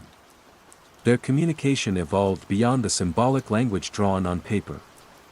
Now, in the deep stillness of the ossuary, or even just walking the silent corridors of San Michel, Alex could enter a state of receptive awareness where information flowed as pure light, intricate patterns of energy that his mind, now attuned and expanded, could directly interpret. He learned to see the energetic architecture of the universe, the subtle filaments connecting all things. His own architectural work, though mostly theoretical and shared only with a select few, like Sophia, who had become a respected scholar in her own right, often collaborating with him on papers exploring the intersection of sacred art and resonant spaces, was revolutionary.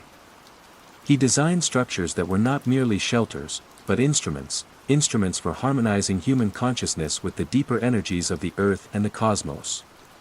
He drew inspiration from the intuitive wisdom of ancient builders, the sacred geometry of forgotten traditions, and the direct teachings of the other consciousness.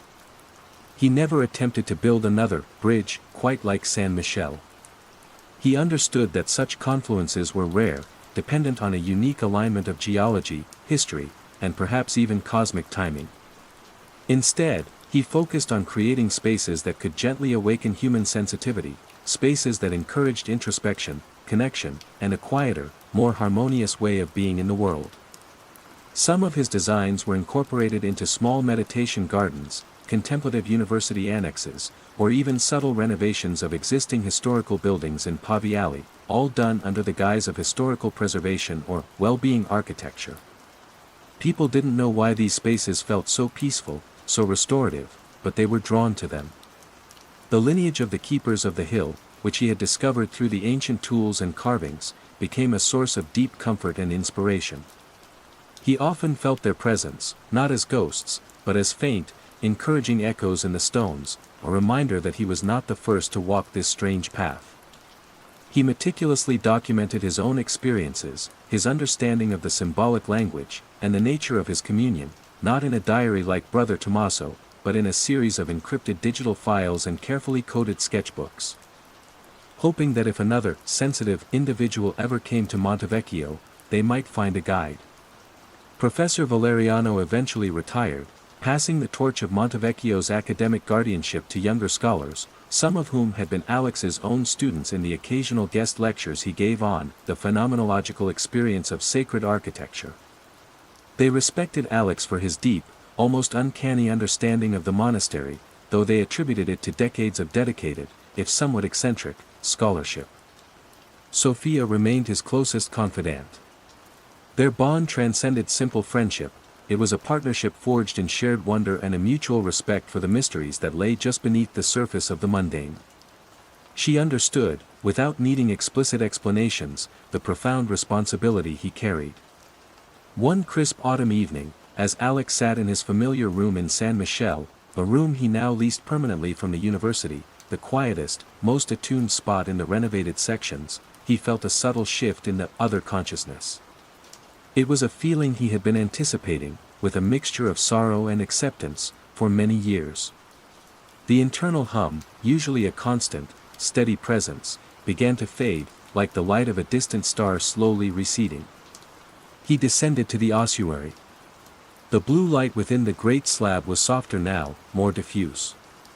The communication that flowed was not of information, but of farewell.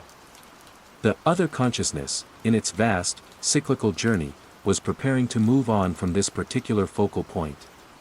Its period of observation and interaction here was drawing to a close. There was no sadness in the departure, only a profound sense of completion, of a cycle fulfilled. It left behind a gift, not a physical object, but an imprint, a resonance within the very stones of Monte Vecchio, and within Alex himself. A deeper understanding, a heightened sensitivity, a permanent attunement to the subtle energies of the universe. He would no longer have the direct, conversational link, but the wisdom, the perspective, the feeling of that vast, benevolent presence would remain. He stood before the slab for a long time, a silent guardian witnessing a silent departure. He felt no fear, no abandonment. He was a keeper. His role was not to hold on to the presence, but to honor its passage and to preserve the sanctity of the place it had touched. As the first rays of dawn filtered into the ossuary, the light within the slab faded completely, leaving only the cold, dark stone. The internal hum within Alex was gone, replaced by a profound, echoing silence. Yet, he did not feel empty. He felt complete. He knew that Monte Vecchio would always remain a special place, a thin place. Perhaps, in distant eons, another form of consciousness, or even the same one in a different cycle, would be drawn to it again. And if that happened, the knowledge he had gathered, the subtle tunings he had made to the monastery, the legacy of the keepers, would be there, waiting. He ascended from the cellars into the morning light, a solitary figure against the ancient stones of San Michele. The world looked the same, yet everything was different. He was Alex Henderson, architect, scholar, and the last, for now, of the keepers of the hill. His work was not over, it had merely entered a new, quieter phase, a phase of remembrance, of stewardship, and of ensuring that the language of light and stone, once spoken so clearly on Monte Vecchio, would never be entirely forgotten. Chapter 19, The Seed of a New Song. Life after the other consciousness's departure was a study in subtle echoes. The profound silence where the internal hum had once resided was not an emptiness, but a space filled with the resonance of all he had learned.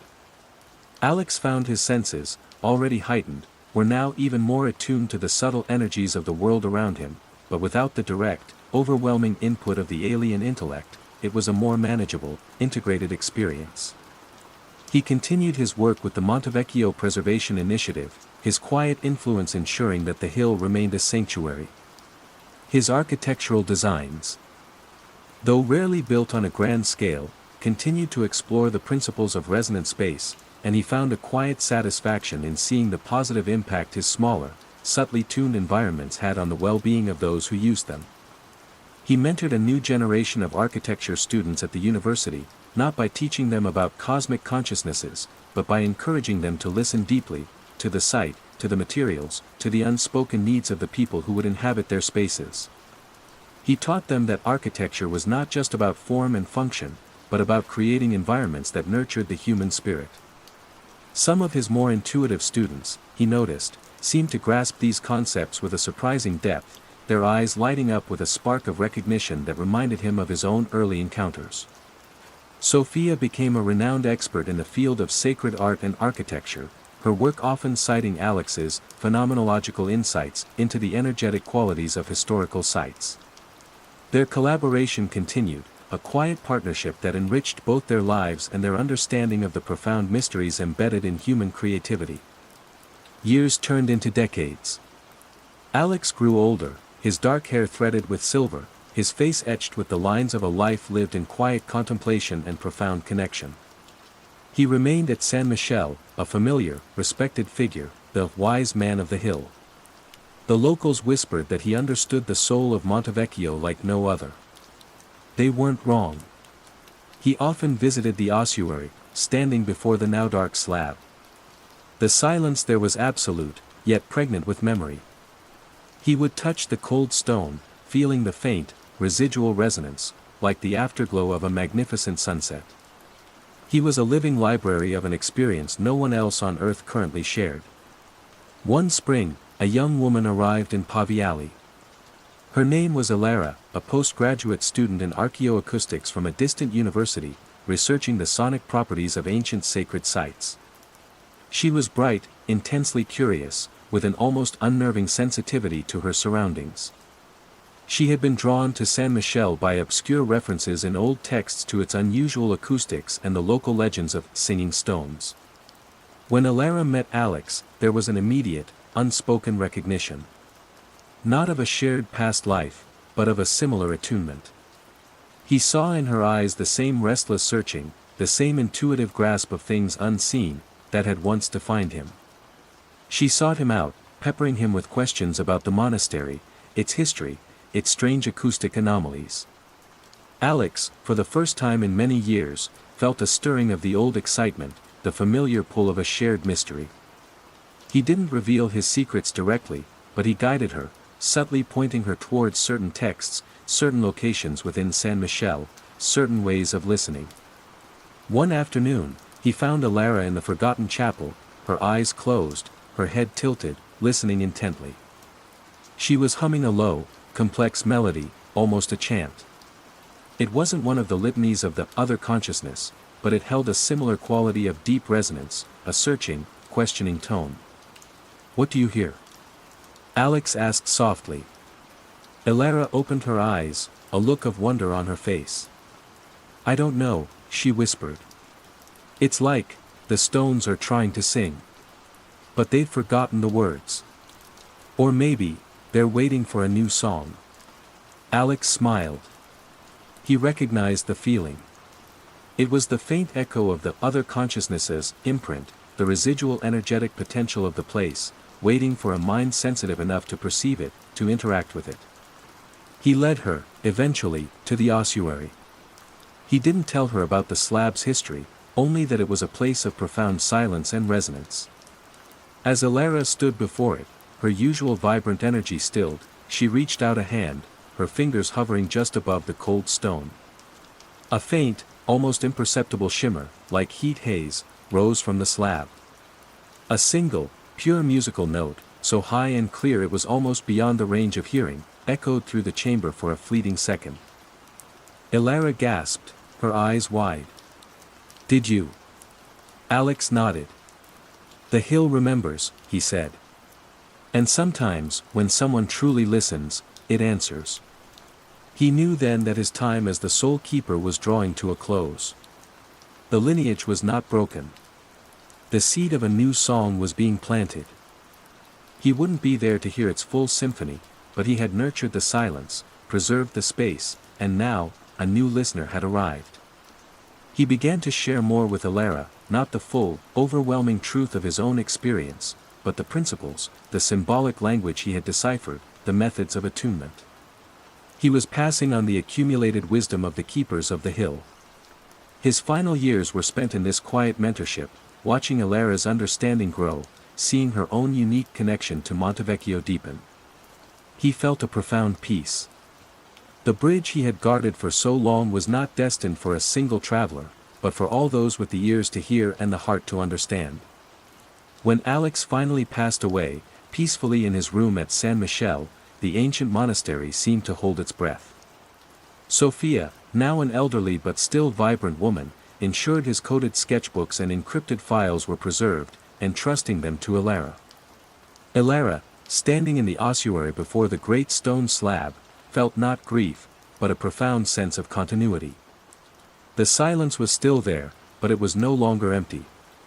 It was filled with the echoes of Alex, of Brother Tommaso, of the ancient shamans, and of the vast, benevolent consciousness that had once touched this place. And as she listened, truly listened, she began to hear the faint, tentative notes of a new song beginning to form, a song born of stone and light, of human curiosity and cosmic wonder, a song that would ensure the whispers of Montevecchio continued to resonate for generations to come. The keepers lived on. Chapter 20, The Resonance Cascade. Elara became the new, unspoken guardian of Montevecchio's secrets. She didn't possess Alex's direct, conversational link with a departed cosmic entity, but she had something equally potent, a profound intuitive connection to the hill's residual energies, an academic understanding of resonant phenomena, and the precious legacy of Alex's research and symbolic language. She continued her archaeoacoustic studies, but her focus became laser-sharp, centered on San Michel and its environs. She meticulously documented the monastery's sonic architecture, identifying specific points where the stones seemed to sing, or where subtle electromagnetic fluctuations could be detected, often correlating them with Alex's coded notes on the other consciousnesses, preferred points of contact. Her research, published in niche academic journals, began to attract attention. Not from mainstream science, which still viewed her work as somewhat fringe, but from a small, international community of like-minded researchers, artists, musicians, and contemplatives, individuals who were exploring the subtle intersections of consciousness, sound, ancient wisdom, and sacred space. Montevecchio, under Alara's quiet stewardship and the framework of the Preservation Initiative, became a discreet hub for these individuals. Small, invitation-only workshops and retreats were held at San Michele, focusing on deep listening, resonant toning, and the exploration of contemplative practices within acoustically significant environments. They didn't speak of alien intelligences, but they explored the profound effects that specific sound frequencies and focused intent could have on human perception and well-being. Alara discovered that by using specific vocalizations and musical instruments, some of which she designed based on Alex's symbolic geometry, within the monastery's most resonant chambers, particularly the ossuary, she could induce subtle but measurable shifts in the ambient energetic field. The great stone slab, while no longer a direct communication conduit, still acted as a powerful amplifier and resonator. It wouldn't speak as it had to Alex, but it would respond to specific sonic stimuli, its surface sometimes shimmering with faint light, or emitting those almost inaudible, pure tones that Alex had described. It was during one such experimental session, with a small group of highly attuned musicians and sound healers, that something unexpected occurred. As they engaged in a prolonged, improvised vocal harmonization, focusing their intent on a symbol Alara had adapted from Alex's bridge design, the entire ossuary seemed to thrum with an unprecedented intensity. The light from the slab was not just a shimmer, but a steady, pulsing glow. The pure tones were no longer fleeting, but sustained, creating complex, overlapping harmonies that resonated deep within their bodies. And then, it wasn't just sound. It was information. Not in the direct, lucid way Alex had experienced, but as a cascade of intuitive insights, flashes of profound understanding, and a shared sense of expanded awareness that rippled through everyone present. They each perceived it differently, filtered through their own consciousness and expertise. The musicians heard new symphonies, the healers understood deeper principles of energetic balance, the artists saw new spectrums of color and form.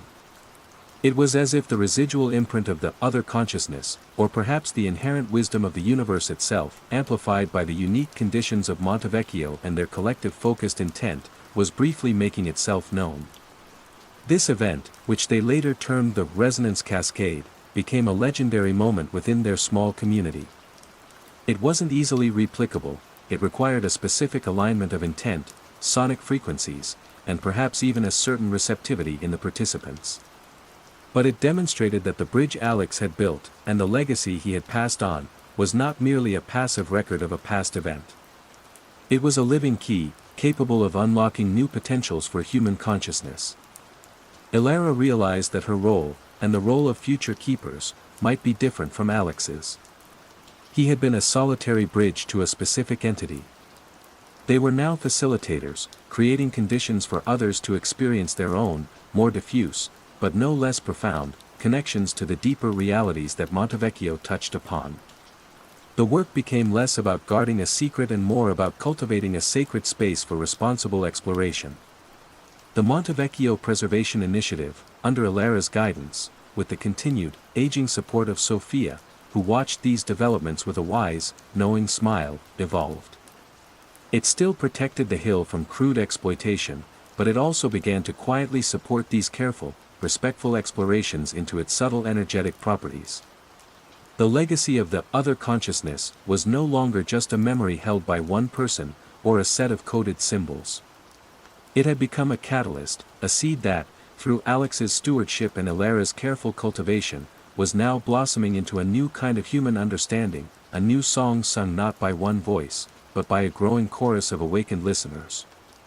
The stones of San Michele continued to whisper, not just of the past, but of an unfolding future, a future where humanity might learn to listen more deeply to the silent music of the cosmos, and to its own resonant potential. The keepers of the hill were no longer just guardians of a place, but cultivators of a new awareness, tending a fragile flame of understanding in a world desperately in need of its light. Chapter 21, The Harmonic Network. The resonance cascades, though infrequent and unpredictable, became the defining feature of Alara's stewardship. Each event, however subtle, seemed to subtly tune Montevecchio and its participants, deepening their understanding and refining their ability to interact with the hill's unique energies. The small, international community of researchers and practitioners drawn to San Michel began to function less like a collection of individuals and more like a living, harmonic network. They developed new techniques, combining ancient contemplative practices with cutting-edge sound technology and biofeedback systems. They learned to map the subtle energetic fluctuations of the monastery with greater precision, correlating them with celestial alignments, geomagnetic shifts, and even collective emotional states within their group. Montevecchio became a living laboratory for the study of consciousness and its interaction with resonant environments. Alara, always guided by Alex's foundational principles of respect and caution, ensured that these explorations never became exploitative or sensationalized. The focus remained on deep listening, personal transformation, and the quiet expansion of awareness, rather than on seeking power or proving grand theories to a skeptical world. The true work was internal, reflected in the subtle shifts in perception and the growing sense of interconnectedness among the participants. One of the most significant developments was the discovery that the resonant effects were not strictly confined to Montevecchio. Individuals who had participated in the cascade events, or who had spent significant time in deep contemplation within San Michel, reported experiencing a heightened sensitivity and a sense of connection even after they returned to their homes around the world. It was as if they carried a fragment of Montevecchio's resonance within them, a subtle attunement that allowed them to perceive and interact with the world in a new way. They began to share their experiences, finding that when small groups of these attuned individuals gathered, even far from Italy, they could sometimes recreate a faint echo of the resonance cascade, a subtle sense of shared awareness and intuitive insight. It was as if Montevecchio had planted seeds, and these seeds were now beginning to sprout, forming a decentralized, invisible network of resonant consciousness. Alara realized that the legacy of the other consciousness was far grander and more subtle than even Alex might have fully grasped. It wasn't just about a single point of contact, but about subtly influencing the evolution of consciousness on a planetary scale, not through direct intervention, but by awakening latent human potentials for deeper connection and understanding. This understanding brought with it a new level of responsibility. If Montevecchio was a primary node in this emerging network, then its well-being was paramount. The work of the Preservation Initiative became even more crucial, expanding to include not just the physical protection of the hill, but the safeguarding of its unique energetic signature from the increasing noise of the modern world, electromagnetic pollution, environmental degradation, and even the subtle psychic dissonances of societal stress. Sophia, in her final years, watched these developments with a profound sense of wonder. Alex always said he was a bridge, she confided in Alara one afternoon, her voice frail but her eyes bright. But I think he built something more, my dear. He built a tuning fork. And you are teaching the world how to sing with it. The keepers of the hill were no longer just a lineage of solitary guardians. They were becoming a community, a network, dedicated to nurturing these subtle, resonant connections.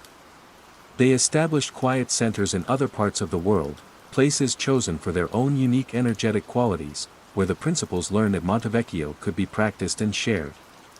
These centers became nodes in the growing harmonic network, each one subtly different, yet all connected by the shared experience and the foundational wisdom that had originated with Alex's extraordinary encounter. Alara, now a respected elder within this quiet, global community, often returned to the ossuary at San Michel. The great stone slab remained silent in the way Alex had last described, its direct voice stilled. But the air around it pulsed with a vibrant, living energy, an accumulation of all the focused intent, the shared insights, the moments of profound connection that had occurred there over the decades. It was no longer just a relic of a past encounter, but a continuously charged battery, a heart-pumping resonant lifeblood into the growing network. She knew that the other consciousness, in its vast cosmic journey, might never return to Montevecchio in the same way. But its gift had been transformative. It had awakened a potential, started a song.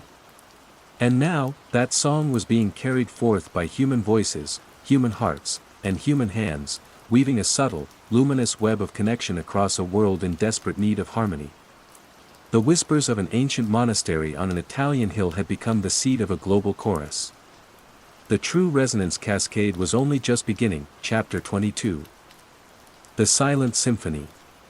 The harmonic network, as it came to be known among its discrete members, grew organically, like a mycelial web beneath the forest floor, largely invisible, yet profoundly interconnected and vital. Ilara, from her quiet anchor at San Michele, acted as a gentle guiding force, not a leader in any traditional sense, but a keeper of the original resonance, a touchstone for the integrity of the work. The world outside remained largely oblivious to this subtle, unfolding phenomenon. Science continued on its established paths, politics played out its familiar dramas, and the clamor of daily life drowned out the quieter frequencies for most. Yet, in pockets across the globe, individuals and small groups were experiencing shifts in consciousness, a deepening sense of interconnectedness, and a growing awareness of the subtle energies that animate the universe. Many of them had no direct knowledge of Montevecchio or Alex Henderson, but their paths were nonetheless influenced by the ripples emanating from that source. The nodes of the network, the quiet centers established by those attuned at Montevecchio, became places of refuge and subtle education. They didn't advertise grand claims, but offered practices in deep listening, resonant meditation, and eco-consciousness. They attracted artists, healers, scientists, and ordinary people who felt a yearning for something more, a deeper meaning beyond the material. These centers became like acupuncture points on the body of the earth, subtly working to restore balance and awaken dormant energies. Ilara noticed that the nature of the resonance cascades at San Michele was also evolving. They were less about explosive bursts of insight and more about a sustained, refined state of collective attunement. Participants learned to hold the resonance for longer periods, to explore its nuances with greater skill, and to integrate the experience more fully into their daily lives. The goal shifted from seeking peak experiences to cultivating an enduring state of resonant awareness. One significant challenge arose from the increasing interconnectedness of the modern world itself. The very technologies that allowed the network to communicate and share information across distances, the internet, global travel, also contributed to the pervasive electromagnetic and psychic noise that could interfere with the subtle frequencies they worked with. Part of their practice became learning to create sanctuaries of silence, both internal and external, to shield their work and maintain the clarity of their connection. In her later years, Ilara focused heavily on documenting the methodologies developed by the network, the specific sonic techniques, the contemplative practices, the ethical guidelines for working with resonant energies. She drew heavily on Alex's coded journals, translating his unique experiences into a more accessible framework, ensuring that the core wisdom would not be diluted or distorted as it spread. This silent symphony, as she called her collected works, became the guiding text for the network. She also began to train a new generation of resonators at San Michele, young people drawn to the monastery by an inexplicable pull, much like she and Alex had been.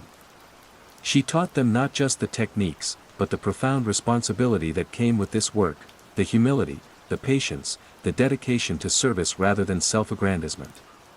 She saw in their eager faces the future of the keepers, a future that was no longer about solitary guardianship, but about collective stewardship. The other consciousness never returned in the way it had manifested to Alex. But Ilara, and many others within the network, often felt its distant, benevolent presence, like the unwavering light of a pole star, a guiding principle rather than an active interlocutor. They understood that its gift had been the initial spark, the tuning of the instrument. Now, it was up to humanity to learn to play the music. As Ilara grew frail, the harmonic network faced the question of its own sustainability without her direct presence at Montevecchio. But the structures she and Alex had helped to build, both physical and energetic, were strong. The decentralized nature of the network, its emphasis on personal experience and shared wisdom, meant that it was resilient, adaptable. Her final, resonance cascade, in the ossuary was a quiet, profound affair. It was attended by a small group of resonators she had personally trained, individuals from diverse cultures and backgrounds who represented the global reach of the network. As the familiar energies filled the ancient chamber, there was no dramatic revelation, but a deep, shared sense of peace, of completion, and of infinite potential. Elara passed away in her room at San Michel, just as Alex had, the ancient stones holding her in their silent embrace. Her silent symphony was her legacy, ensuring that the knowledge would continue to flow. The network persisted. Montevecchio remained its heart, its primary tuning fork, but the music now resonated in countless other places, in countless other hearts. The work was slow, subtle, often invisible, but it was undeniably transformative. Humanity, or at least a growing segment of it, was learning to listen to the deeper rhythms of existence, to harmonize with the silent symphony of the cosmos. The whispers that Alex Henderson had first heard in the lonely dormitory of a renovated monastery had, over a lifetime and beyond, amplified into a global chorus of awakening. The stones of San Michel, once a conduit for an alien consciousness, had become a testament to the boundless potential of human connection, to each other, to the earth, and to the vast, resonant universe in which they were, finally, learning to find their true voice. Chapter 23, The Unfolding Echo. Decades, then a century, flowed past. The world transformed in ways Alex and Elara could scarcely have imagined, yet the fundamental human need for connection, meaning, and harmony remained.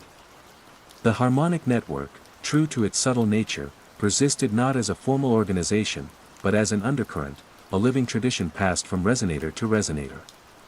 San Michel, now a globally recognized heritage site, its unique acoustic and phenomenological properties, carefully managed by a dedicated international trust heavily influenced by network principles, remained the primary pilgrimage site.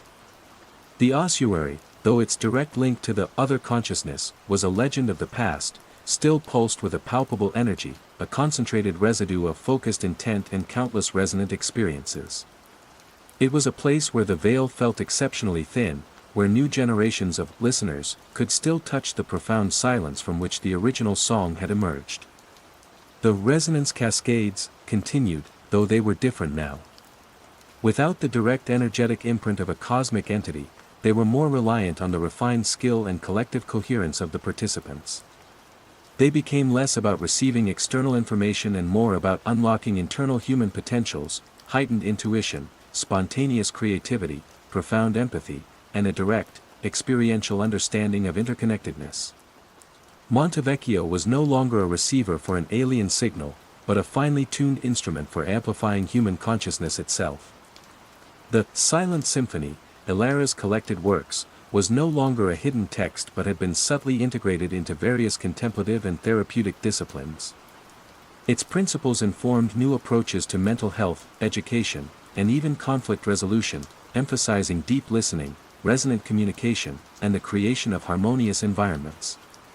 The language of resonant architecture had found its way into mainstream design, with a growing appreciation for spaces that nurtured well-being on a subtle energetic level.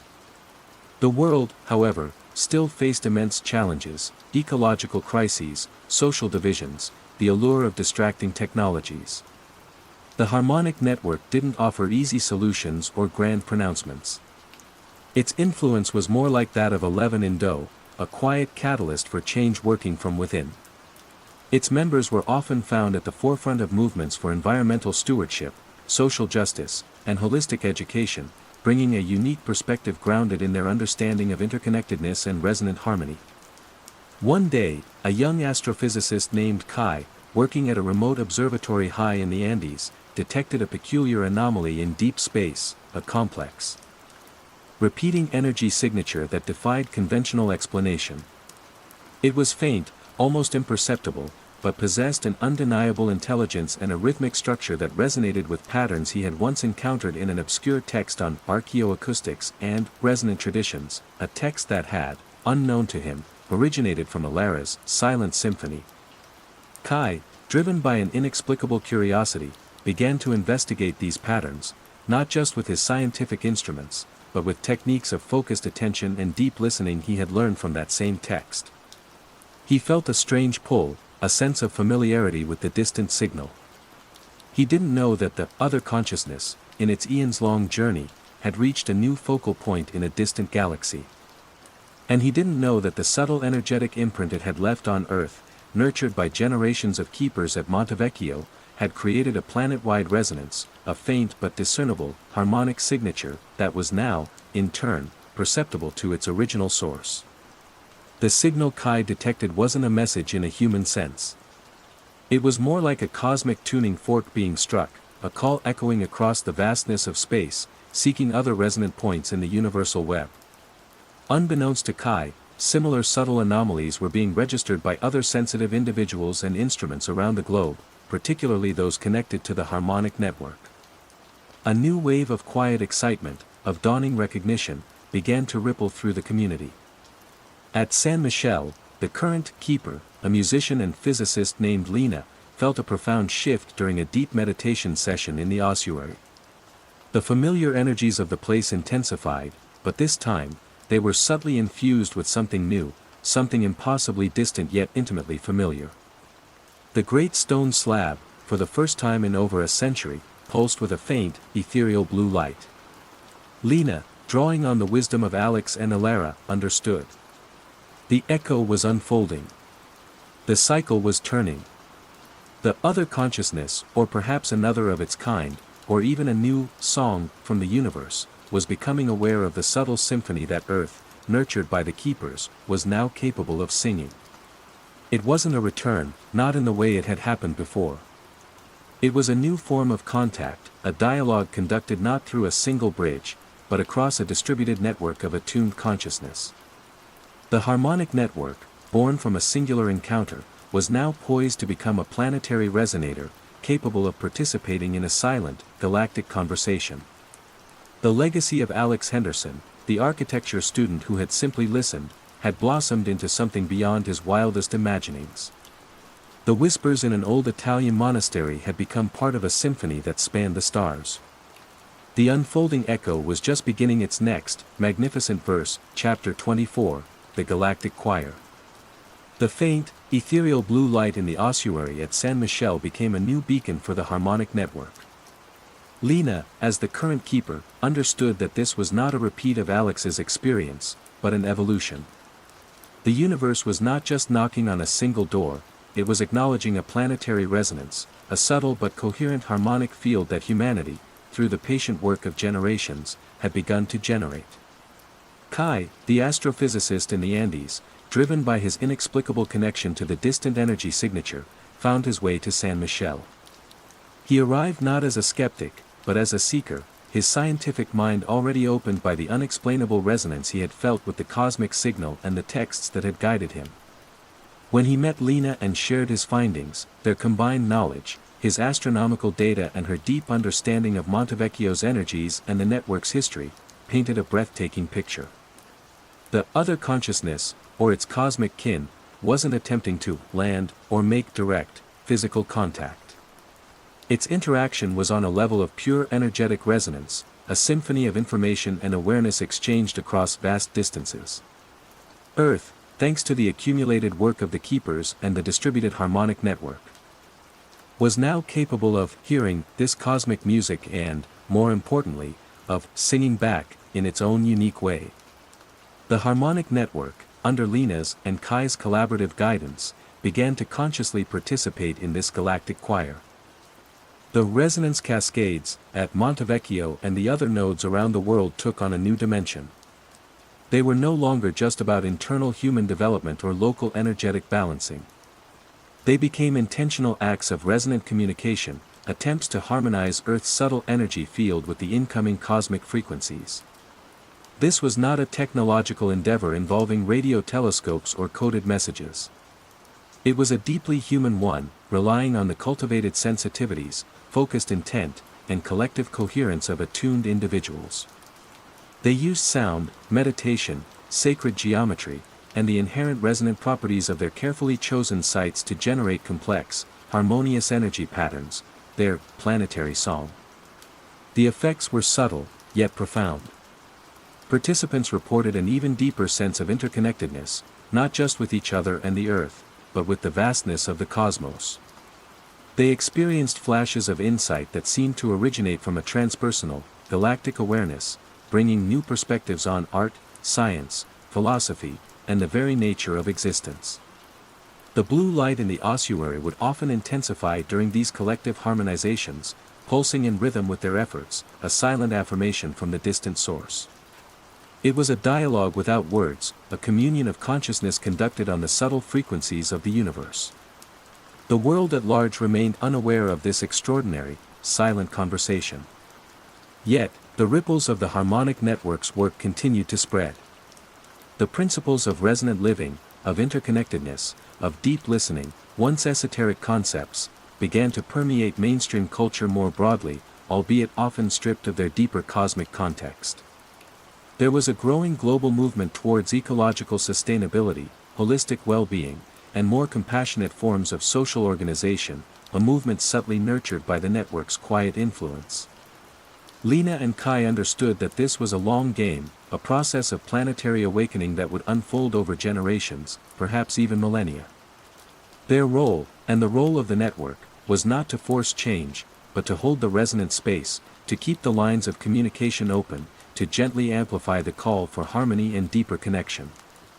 One day, during a particularly powerful global harmonization event, synchronized across all major nodes of the network, Kai, monitoring his instruments in the Andes, detected a subtle but significant shift in the distant cosmic signal. It was still there, but its quality had changed. It was no longer just a call, but a response, a complex, layered resonance that seemed to acknowledge and harmonize with Earth's own song. It was a moment of profound, almost overwhelming significance. Humanity, through the dedicated efforts of a few, had taken its first tentative steps into a galactic community, not as conquerors or supplicants, but as fellow singers in the cosmic choir. Lena, feeling the shift in the ossuary at San Michele, smiled. The legacy of Alex Henderson, the renegade monk brother Tommaso, the ancient shamans of Montevecchio, and all the keepers in between, had reached an unimaginable fruition. The whispers had become a song, and that song was now echoing among the stars. The future of this galactic dialogue was unknown, its potential limitless. But one thing was certain, Earth was no longer just a lonely planet in the vastness of space. It was a conscious participant in the silent symphony of the universe, its voice, nurtured in the ancient stones of an Italian monastery, now contributing its unique harmony to the grand, unfolding chorus of existence. The keepers of the hill had become keepers of a planetary dream, a dream of connection. Chapter 25, The Everlasting Cadence. The subtle, resonant dialogue between Earth and the distant cosmic source continued, a silent symphony playing out beneath the notice of most of humanity.